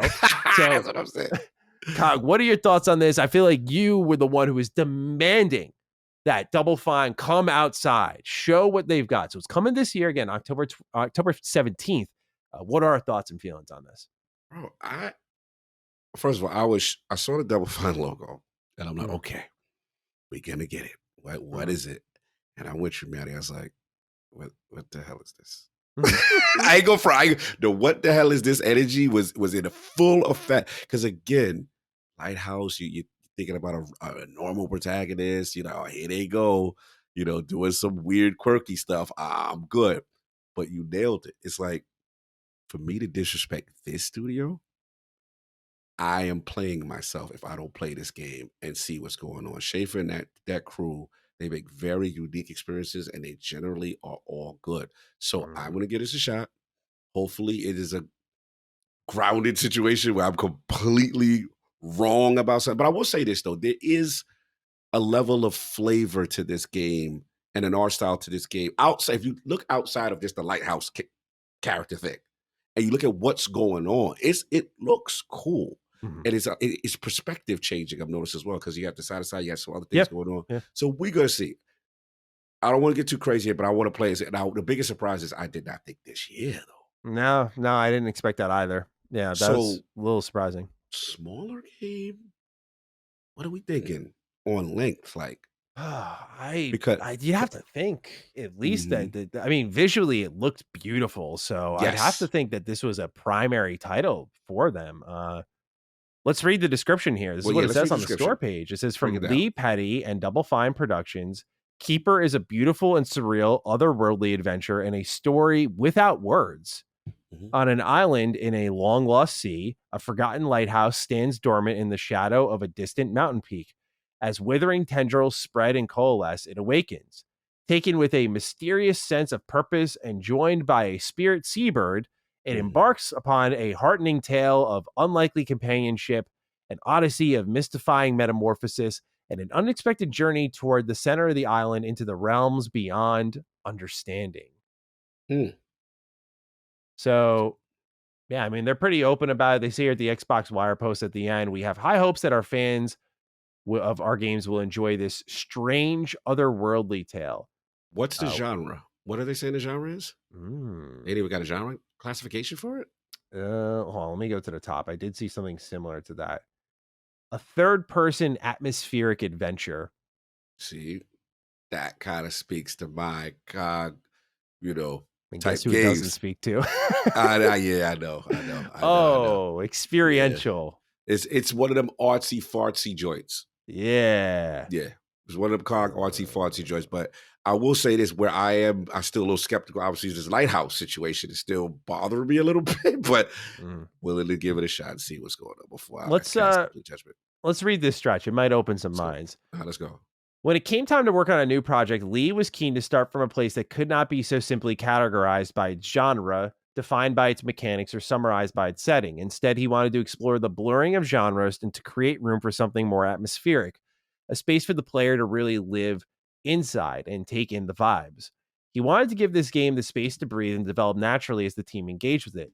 As Lee and a small team started to put pen to paper and collect their ideas, an unexpected world event would provide a key influence. In 2020, the global pandemic and subsequent lockdown kept us away from one another in a way we weren't used to. We spent a lot of time in our homes away from society, socially distanced. Seeking a change of scenery, Lee would wander the hills and trails near his home on quiet hikes with his family, and he started to ponder on the situation we were all in, on humanity's ultimate fate. If our time came to an end, what would be next for life on Earth? He dwelled on isolation, he ruminated on companionship, and as these themes coalesced, the sketchbook started to fill, and the game you saw today began to take shape. Working on a game in this way has ultimately led us to a very curious and unique place. Keeper is about the unexpected. It's a reality-bending experience full of surprise, absurdity, and delight, in which you'll never quite know what will happen next. It's atmospheric and at times psychedelic and surreal. We have high hopes that fans of our games will enjoy our strange, otherworldly tale. So it's Born from Isolation, which, I mean, it's got the feelsy vibes, that's for sure. Like, that was the first thing I took away from it. But again, to me, it just, you already know where I stand on. I know where you're at. Atmospheric adventures is what we'll call them. But if there's an atmospheric adventure, I'll give a chance to. It is. We gotta give Schaefer. We gotta give Schaefer. Gotta make room for Schaefer in the squad for sure. All right. Any other thoughts on Keeper coming October 17th? Just didn't expect that this year. That was the big surprise. I agree. All right. Well, nearing the end here, Phil shows up for the first time in the showcase to start wrapping us up. One of the surprises to me with Keeper was that it really was the show closer setup. I did not anticipate that. But nonetheless, Phil hits the stage and verbally teases the entire 2026 lineup. He says that Forza, Gears E-Day, and Fable are all coming next year. So this to me was, in some cases, a little surprising, particularly Forza not being there for, I think, that hardcore base. They were a little surprised because this is, as Rand had described in our previous show, the longest we'll be going between Forza Horizon entries. Given how successful 5 is, it kind of makes sense. You know, it's on PS5, selling really well. Like, just let it make the money and take your time with 6, which no doubt will be incredible. But then he also confirmed with Xbox's 25th anniversary next year that a franchise synonymous with Xbox's birth will also return next year. And that's obviously Halo. So whatever is coming from Halo Studios is set to be revealed and shown off and release next year, which I took as a little bit of a surprise. I was right and wrong. I was like, Halo will be here, but this was not in the capacity I thought it would be in. Yeah. So I guess ultimately I was wrong. But what do you make of this 26 lineup? I mean, that is, for a special anniversary year, that is the essence of Xbox. Halo, Forza, Gears, Fable. I think that's kind of amazing. It's literally Xbox, right? Yeah, that's kind of amazing. And I don't know if they meant for it to go this way, but I love it. Like, is that the developer direct lineup? Do you think? I mean, because we always thought Clockwork was in that spot, or State of Decay 3 was in that spot. That's the thing. We got to talk about the elephant in the room. Yeah, let's talk a little bit about what's missing too in this stretch here. Yeah, like you just reminded me, it was State of Decay, a no-show. You know, obviously Gears E-Day, a no-show, right? Yeah. You know, we all thought Halo, you know, this would be at least a tease, maybe. You know, get the palate wet with the first one and then set them up and then hit them with something. But yeah, it looks like it's all lining up almost prophetically, you know, with the core essence of tentpole franchises to launch that day. So look, I will say when I saw him come out, and I saw Sarah come out early, and I saw Matt come out early. Remember, there were 3 instances during this showcase where leadership came out. Yeah. Not saying it in a negative way because I still feel this show is solid, but that's what told me you are filling the gaps with the ideology of Xbox as opposed to maybe because I think the theme for me with this show is solid show, good show, but you're not topping the blockbusters of what you had the last two shows. So now you're gonna fill us about what the future of Xbox is doing from a hardware standpoint, from a, you know what I'm saying, from a platform standpoint, and now Phil straight up telling you the games that are going to be next year that you know are the blockbuster games. So that's what I got from this. And it's like, I think you used the expression very well. This is the reloaded energy, reload the chamber. It's coming right back up with all the big stuff. But yeah, that's what I got. So I was like, okay, now the question is going to be, how do you pull off this cadence? Yeah, because I'm like, all of those are holiday titles. All 4 of those. Gears and Halo in the same year is wild. Mm-hmm. So I'm going to say something. Maybe I'm out of pocket. One of them can't release in the same year as the other. Like, I can see 2 of the 4. I would go even further. Like, do we think we're going to get, unless Halo is only a Halo Reloaded situation, then yes, you could come out the same year as Gears. But you can't Halo Studios drop a new, right? You can no, I don't think it's okay. after Infinite. Yeah. Okay. If it is, that would be stunning. But I think this is the Combat Evolved remake. Yes. So, all right. So let's say Combat Evolved. Okay, cool. Check. Fable, we feel's got to. They missed this whole showcase, right? Yeah. Outer Worlds gets the spot. You figure, okay, a full year. You figure maybe the second half of 2026, they come out. Okay, cool. If I had to guess, Forza, even though it's the longest space, like Rance is accurately said, do you think it's ready?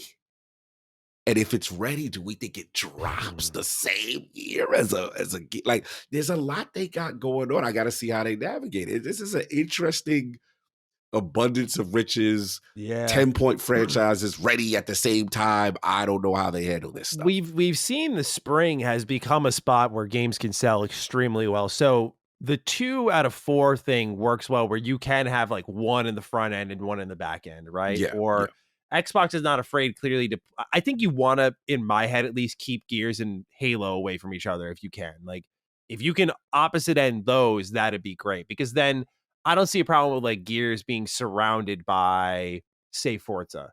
But yes. Forza could also just be in the spring. If it's not ready at the end of this year, right, maybe it just needed, in the scheme of its usual development cycle, like a few more months into like spring next year.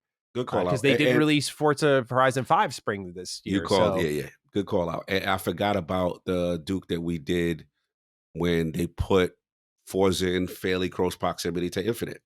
Yeah. So they've proven that Forza, they're not worried about the audiences kind of saturating each other in a way. Yeah. Because they're completely different audiences. And we've had Fable set as the developer direct game. I feel like that's still gotta be it, because it's just got the most hardcore fandom behind it. It has the most questions to answer. Like, I don't know, I could be wrong. I don't know if you can do a developer direct about E-Day or Halo remake or Forza Horizon 6. Good point. I think people would burn down cities if Forza Horizon got a slot for 30 minutes of developer direct. You would burn down cities.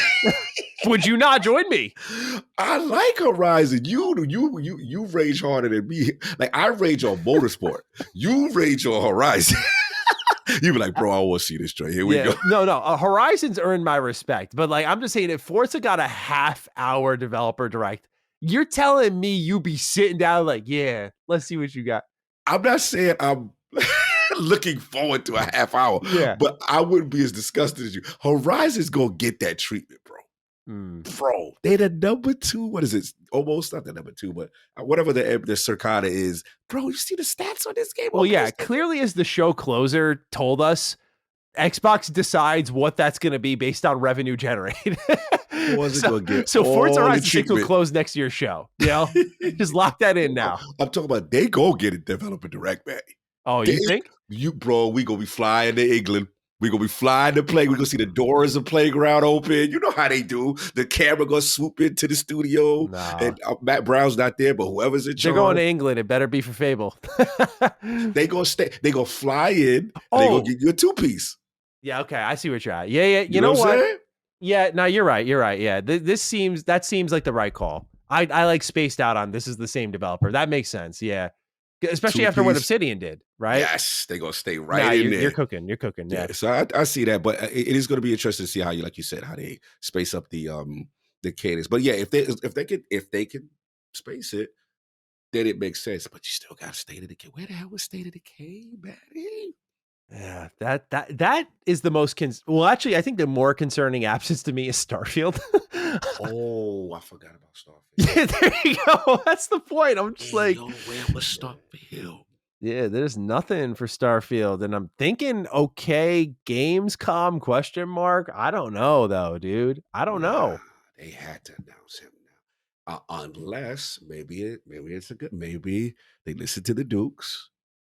You know, the Shattered Space feedback maybe finally hit home because we were very brutally honest that was not it. Yeah. Don't do that again. Yeah. And maybe this is a year space between the annual cadence that initially God Howard had told you initially had hoped for. A lot of people were messaging me. They're like, "Oh, it totally gave up on it." And I said, "There's no fucking way they gave up on it, bro. They didn't give up on Fallout 76. Why the fuck would they give up on Starfield, man? Like, it's not happening. I know people want them to give up on it, but Bethesda just, I mean, to their credit, they don't quit. They didn't quit on ESO. They didn't quit on 76. And every time they haven't quit, it has benefited them massively. They're not going to quit Starfield.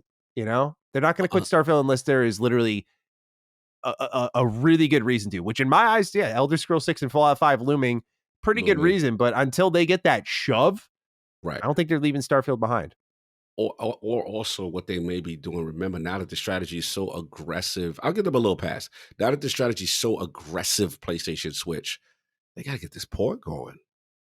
Yeah. Yeah. You got to get that audience. You mean for like Switch 2, not just PS5? Yeah. I mean, if Switch 2 is ready, now that you would assume the dev kits of Switch 2 is in hand. Look, I'm a firm believer that, like, I'm going to talk my talk. I'm going to expose some users where they go to their platform. I don't want to see what the numbers do. I'm just saying.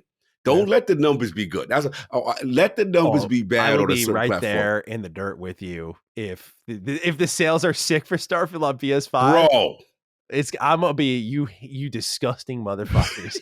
The amount of abuse we endured, and y'all wanted it, bro. Just for us saying, "Hey, we liked it, we enjoyed." Bro, we got.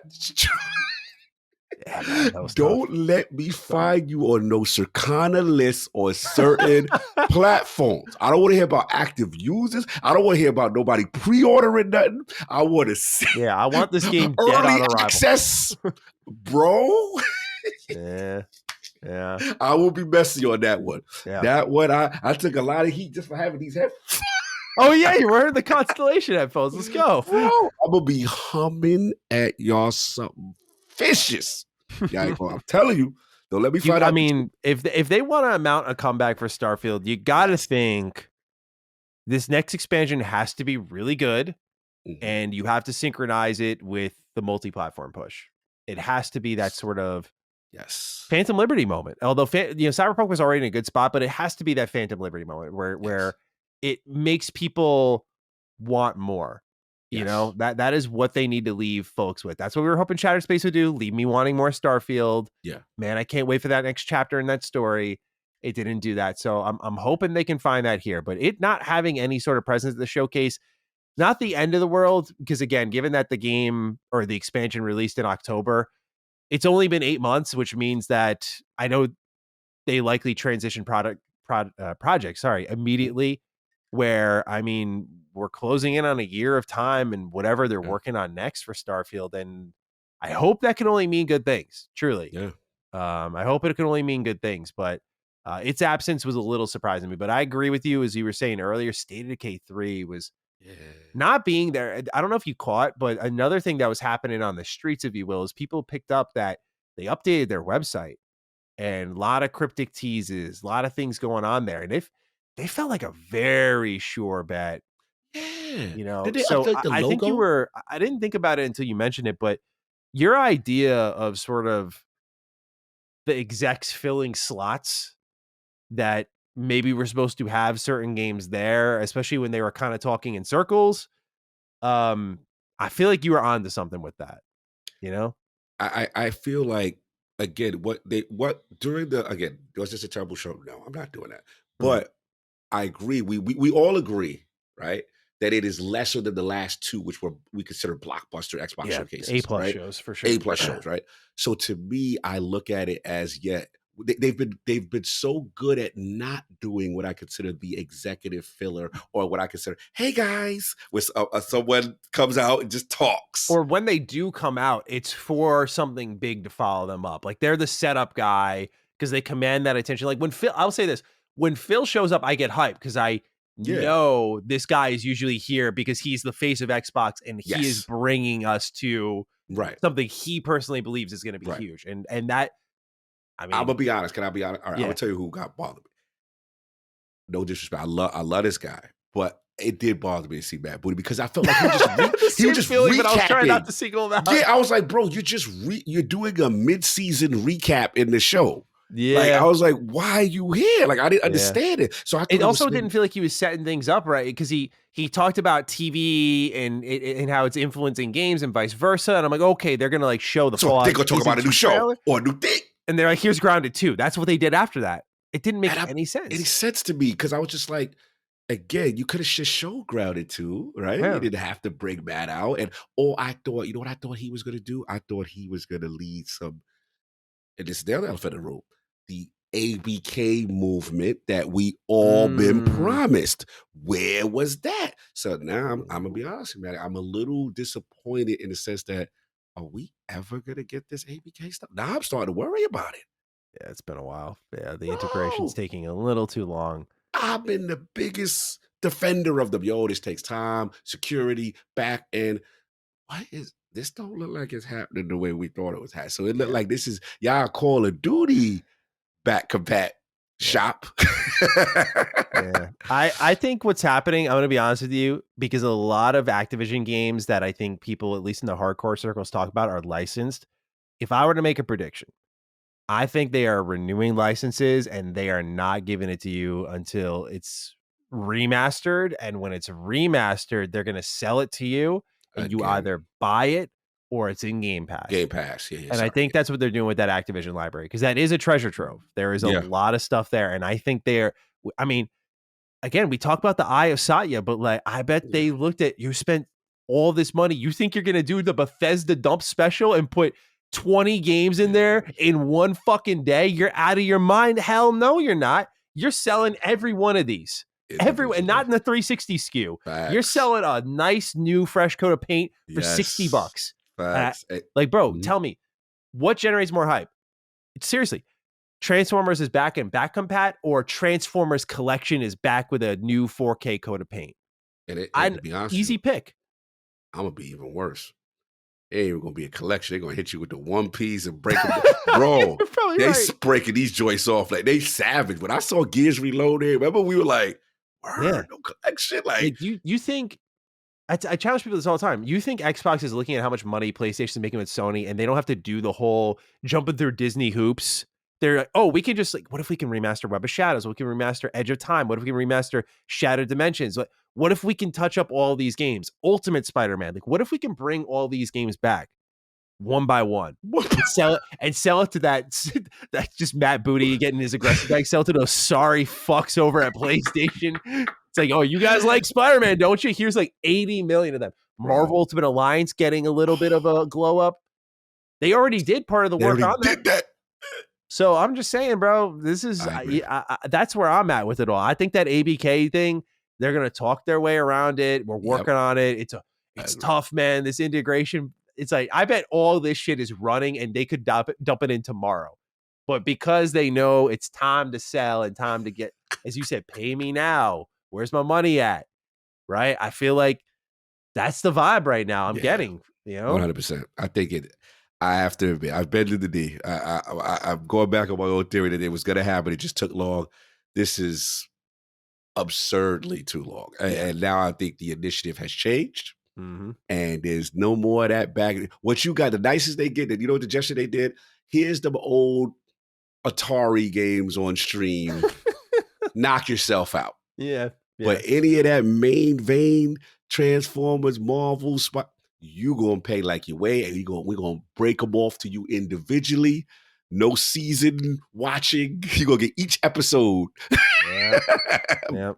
I like I mean, dude, you gotta imagine they're probably looking at their whole lineup and they have a very rare opportunity to double dip. They know the audiences are waiting for various IP and products, and they, instead of sprinting them, can now start to factor it into their annual releases and just fill up a year. And at the same time, stomp out the whole Xbox has no games thing. Cause now it's not just about first party. To me, something is equally exciting as looking at this list here, like I wouldn't say a fable. I don't know, maybe not equally as exciting, but something to the level of, oh, let's go, is if they did say that Transformers remaster. I'd be all over that at the same level as many other games. So, you know, I feel like they know that. Yes. And a lot of us for years, myself included, until I just had this eureka moment, tricked ourselves into, I think that Xbox One back compat moment just is so tattooed on our brains because it was such an incredible, I can always see the image in my head of 100+ titles from the 360, and they had the scrolling bars of 360 games crossing over each other. And they're like, you can play it all now, throw your disc in. Dream announcement, bro. If they do that again, I'll eat my shoe. I would love for them to do that. But I just think because it's no longer about, as this show clearly indicated, just the ecosystem, like just Xbox fans, they're talking to PlayStation fans, Switch fans, as we already knew, thanks to the developer direct. There are your logos. So they're talking to everyone now. They have this whole new perspective to themselves. So if you're talking to everyone, then just being on Game Pass is not an announcement. You got to sell to everyone. So yeah, I think we're right in that they're going to mine this shit for gold. Play time's over. We had a good run with the free. We had a really good run these opening years of benevolent Xbox, but oh boy, the eye of Satya is shining brightly on them right now. Quote tweeting Phil. He's popping off on showcases now. I'm like, what is going on? When Satya shows up for gaming, I'm wondering if it's like a bad omen, because I always remember him in the Halo Infinite hoodie. That's the one I think of. And then that launch was the most exciting and disastrous thing I've ever seen. And then the one time Satya quote tweets, they kind of drop a little bit of a slower showcase. I think Satya just needs to stay away. This dude might be the jinx, right? And we need to wear like reverse rally caps next time this guy shows up and he's quote tweeting Phil. Oh man, too funny. Too funny. So that's some of the Phil Spencer teases for 2026 and some of the missing games. Now we get to the show closer. So Phil sets it all up, teases up with 2026 teases, and then goes, and we got just one more thing for you. This trailer opens up, and I'm looking at it, and I felt I fucking sniped this thing immediately. Because you know what a Call of Duty trailer does, Cock? It always hides itself. It never title reveals until the last minute, because they know if they do it too early, everyone loses their shit and goes, I'm out. They know. And so they try to trick you with, oh, this doesn't look like Call of Duty. And when it actually is Call of Duty, they get the same people out there always going, oh, that's Call of Duty, bro. What? Like, and it's like, no, bro, you're still going to be drop shotting everyone on fucking line. Like, this is still going to be happening. It's Call of Duty, bro. Like, so Black Ops 7 naturally coming this year. The one more announcement is the annualized first-person shooter franchise. It is the moneymaker, no doubt. But Call of Duty gets kind of the big time slot 2 years in a row when you think about it. They ended last year's show with the developer direct, and I think that was well earned and well timed. This year, I was wrong. I didn't even think Call of Duty would be here. And I know people think that's crazy. I didn't think it would be there, though, because I thought Call of Duty could stand on its own. And it was kind of in that GTA pocket. Like, it operates on its own time. So maybe it shows up with like campaign footage on the opening night live stage like it did with Modern Warfare 3, or it kind of handles itself in its own event, and it doesn't really need anybody. But I was wrong. It's the show closer, and so it's Black Ops 7. And Cog, your thoughts on this reveal? This is the reported sequel story to Black Ops 2. Yeah.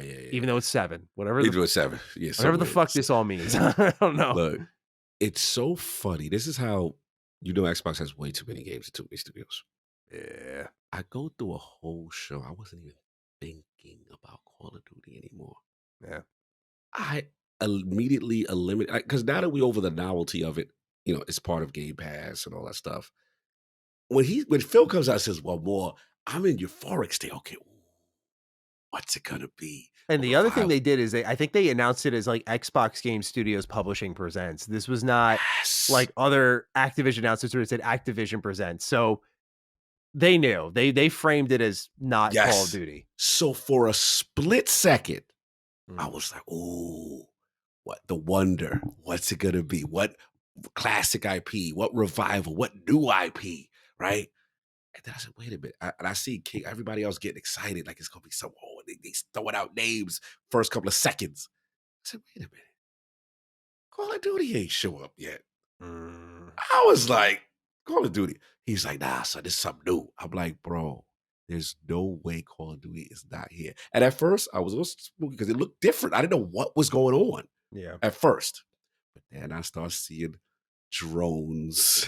And I'm like, yeah, there you go. You dressed it up. You got See kill streaks, everyone. yeah, yeah. I can see how that translates to multiplayer. And don't Yeah. get me wrong, look, this trailer did look decent for what it is, right? I get it.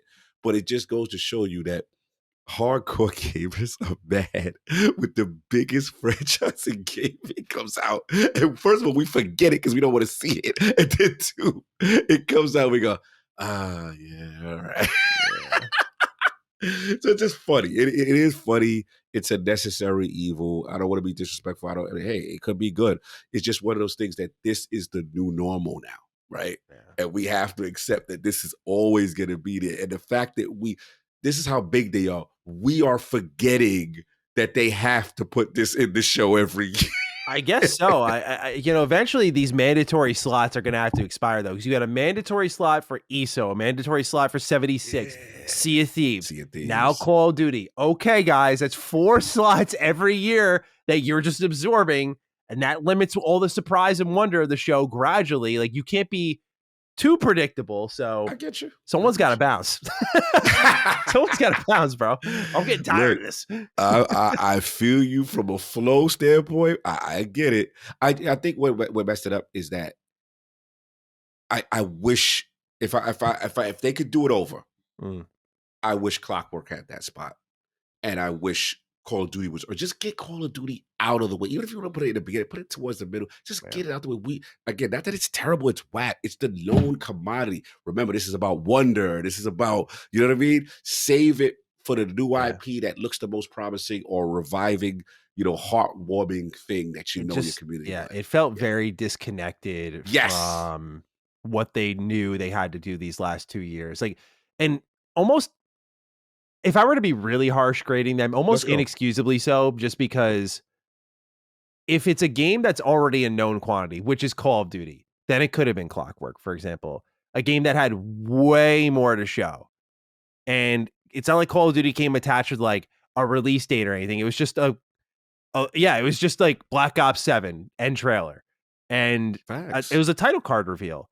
And it's one thing if title card reveals are for games that are years away, not for the game that's coming out in probably 4 months, So to me, the thing that I don't like about it is there are, I think, multiple games that could have taken this slot. I also think it could have been the ROG Ally X, if I'm really honest with you. Yeah, I think you could have ended with hardware. Hardware is one. I think, what my prediction is I think the reason that Clockwork didn't get the slot is because it would have led straight into the Outer Worlds too. Oh, and I feel like there is that sort of, we need to give you time to good disconnect. Good call out. And it wouldn't, good call out. Yeah, you're right. I didn't think about that. Even, I told you, I ain't gonna blow the person up, but even someone at the Black Rock was like, look, like, NXL showed out so much. Yeah. He was like, all right, buddy, watch it. You had to do all that. You know what I'm saying? So you're right. And then it's similar genres. So from a thematic standpoint, you got to separate them. Yeah. No, you're right. You're right. And I just wish it was somebody else besides Call of Duty. I think the other missed opportunities, if Phil is going to go out there, it was good to kind of like balance out the show by talking about Halo and Gears and Forza. Yeah. But I feel like that is the equivalent of a title card. And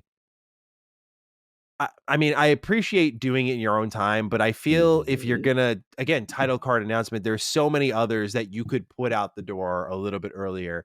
I do think Halo's one, because that is an unannounced project that, from a title card standpoint, could sort of be the whoa, what? Yeah, which is what we thought. Yeah, I think that would have been a good show closer, especially if you're going to address that Halo's coming back next year. Yeah. Like, you're gonna put that out there, then if he said, imagine he sets it up like this: next year, 25th anniversary, we have classic Xbox franchises getting new entries like Gears, Forza, and Fable. But we also have the return of what defines Xbox. Roll trailer. Come on, bro. Yeah, feels. You know? I feel you. And then Call of Duty can still find its spot easily in this show. Absolutely. I just think, again, there's a lot of ways they could have done it where if you're going to verbally tease something, you may as well show it. No, I get it. I think they're a victim of a couple of games letting them down as far as not being ready. Yeah. Some pivots.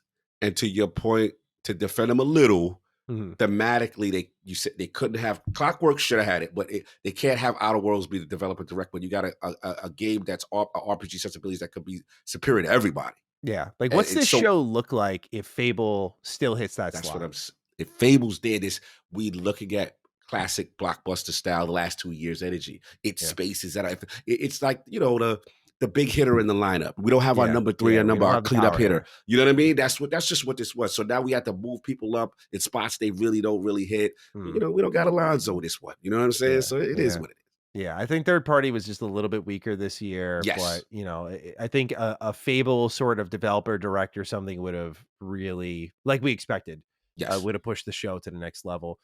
Gears E-Day and its kind of missing status, I don't think too negatively about, because for me, I blame insiders for that. I agree. Like, that was when we first saw the trailer, we went, yeah, that's years away. Then insiders went, oh no, that's next year maybe. And we were all, okay, yeah, roll it, bro. Let's do this. And then it didn't. Then I started to hear rumblings it wasn't going to be there. And I thought, you know what? That makes sense. And it's how it should have been. And I don't blame Xbox for that one. Like, I really don't. People got to be able to separate. And like, Xbox didn't set that expectation. I get wanting it to be there. But I think based on, if you look objectively at what we saw with Gears versus what people told you was happening with Gears, night and day difference. Like, that game did not give me the vibe of, oh, see you next year. Yeah, I agree. And I fell victim to the hype too, because of the insiders and stuff like that. But you said it perfectly. If you look at it objectively, burst on a teaser card style trailer, or whatever it is that we saw, you theoretically you see those things 3 to 4 years maybe after, 2 to 3 years after, then it comes, right? Yeah, kind of thing. And I know how much we want it, but. Yeah, so I agree. I don't blame Xbox for that either. It's just like, that's my own ridiculous expectation for what I want the show to be, as opposed to what a development cycle would be. Yeah. So overall, that's the show. That's the show. Everything from top to bottom in the Xbox Summer Game Showcase of 2025. Solid, not incredible, not awful though, but definitely, I think, a little forgettable. I think on the third party level. First party, very memorable, but I think second, third party, not as good. And also just a lot of titles that we're still waiting on updates for. Yeah. Contraband is another one still. No clue. Hey, Brass Lions game got revealed. That Wu-Tang game got revealed. What were we thinking about that? I didn't get to hear from you on that. Bro, all right. First, I was super happy that the game's still coming out, because remember, they were going through the layoffs and the situation. It was spooky. So now I'm not seeing Xbox publishing. I'm seeing self-publishing. Yeah. So that's interesting. I just wonder if they at least get a Game Pass back. That would be nice. I just want them to get out the door, because Xbox is detached from it now. I do get a little bit of on fire energy from the project. I hope not, because they got some. Like, I read G Park's article, bro. They're going for it. Yeah, they are going for it. Not only just the true hip hop accessibilities, the artists themselves are involved. And then again, as a person who not only just follows the group, one thing that people who like Wu-Tang Clan like is that they are inspired. It would be like your favorite musician is inspired by your favorite anime. So for Wu-Tang fans, they watch Run Shaw karate flicks. That is the essence. So those type of martial arts movies, the fact that they're taking inspiration from those films and incorporating that into the choreography and the fighting, I already know it's going to be epic, at least on that level. Now they just got to put it together. But to your point, we'll see with the funding, we'll see everything else. But I was just happy that, one, they got the Jeff stage, which is a big deal. Yeah. They got the announce, right? Let's just see now if they land and let them cook. And hopefully, even though maybe it's not Xbox Global Publisher, maybe, some type of a little bag would be nice. Hey, throw the boys a bag. Yeah. Y'all had a relationship at one point. Yeah, I guess so. I think Joe Staten actually said something about how Xbox was involved, and he said he's like really excited to be able to wish list the game now. So he did. Well, recently Staten said this? Yeah, let me check his Twitter. I saw something about it. Staten outside. I ain't seen from him in a minute. I know. He other post I last saw from Joe Staten was about what was it? He was like watering his garden or something. Mm-hmm. Joseph Staten. There he is. Joe Staten. Let's see here. He said instant wish list. Give this team some love, folks. So all right. Yeah. Nice brass line salute. Yeah. So let's hope that this game does make it out the door, because again, I got a little bit of like, with how long we know it's been in the works for, thanks to Jez's reporting versus like what we saw, I was like, I thought the first time we saw this, it'd be gameplay ready to go. True. Lots of show off, but it seems like it still needs some more time. Yeah. Well, Cog, any other thoughts on the summer showcase as we wrap things up? It's 2:14 a.m. as we wrap it up here on my end. You're a trooper for me, brother. I appreciate you. Light work. You know how it goes. We both night owls, but I still felt bad. I'm like, he held it down for me, waited. It gave me a lot of time to record a ton of shit in advance. So good. I just have videos upon videos stashed. I mean, you know how we work. Like whenever you're late, I just find something immediately work related to do until you show up. And that's how the show always rolls. Straight up. You be holding me down. And vice versa. A few times I can hold you down. So it's cool. It was also clutch timing because Laylee baked a couple of cookies. She makes these sourdough miso chocolate chip cookies that oh my god, bro, my kryptonite. So I fired down 2 of those before the show. I was not on my health is wealth kick. Little 11 p.m. cookie or 2. You will earn it back. I will do my best. I have not been on my health is wealth grind this week, bro. I've been unhealthy because I've literally been sick, but then now that I'm finally getting better, I'm like, okay, I gotta get out of this chair after all of this editing and video recording and get some exercise in. So tomorrow will be a new me. That's for sure. Yes, there we go. All right, Cog. Well, I will let you go because you've been grinding all day. And no doubt you want your rest, and I want mine. Ladies and gentlemen, we appreciate you tuning into episode 231 of Defining Duke, an Xbox podcast. Let us know your thoughts down below on the Xbox Summer Showcase if you're listening on YouTube. As always, you can tag us on Twitter. I'm at G7Status. Cog is at Lord Cognito. You can hit us up with the hashtag DD2025. Yeah, we can do 20, or we could just do that. We could do that Clockwork, or if we want to put some respect on their name. Yeah, Clockwork. Or you want to save it when it gets closer. No, we'll like double and triple down on them, no doubt about it. So like we'll hit them with like that release date one. Yeah, we'll hit them with like you're right, the full release. So yeah, no, we'll do Clockwork DD. Yeah, let's give some love to the goats. So yeah, if you got this deep in the show, use the comment section or tag us on Twitter, hashtag Clockwork DD. Cog, thank you for being here for another excellent episode of Defining Duke and Xbox podcast. Always look forward to this time of year and doing this with you. And ladies and gentlemen, well, we'll be back in a couple of days because these episodes go out live for free to everyone. And then, we'll be back on Wednesday to record our usual episode of Defining Duke, cleaning up the fallout of the Xbox Showcase, any news, any information that we may have missed. I'm anticipating a bit of a quieter follow-up this year, so we'll see where things land. But Cog might have more information for us when we sit down that time around. So that'll be fun. But nonetheless, ladies and gentlemen, thank you for being here, and we'll catch you next time for Defining Duke and Xbox podcast, episode 232. Peace out. Defining Duke, an Xbox podcast, is a product and trademark of Last Stand Media and Collins Last Stand LLC, and is recorded from the United States of America. The show is conceived by Matthew Mr. Matty Plays Schroeder and me, Colin Moriarty, and is written and produced by Matthew Schroeder. Matty's co-host is Barry Lord Cognito Eversley. Defining Duke's executive producer is Dustin Furman. All of Last Stand's theme music is by Ramon Narvaez. As you know, all of Last Stand Media's shows, including Defining Duke, are fan-funded on Patreon at patreon.com/laststandmedia. The following names are at the producer support level on Patreon, and we're thankful for your kindness and generosity.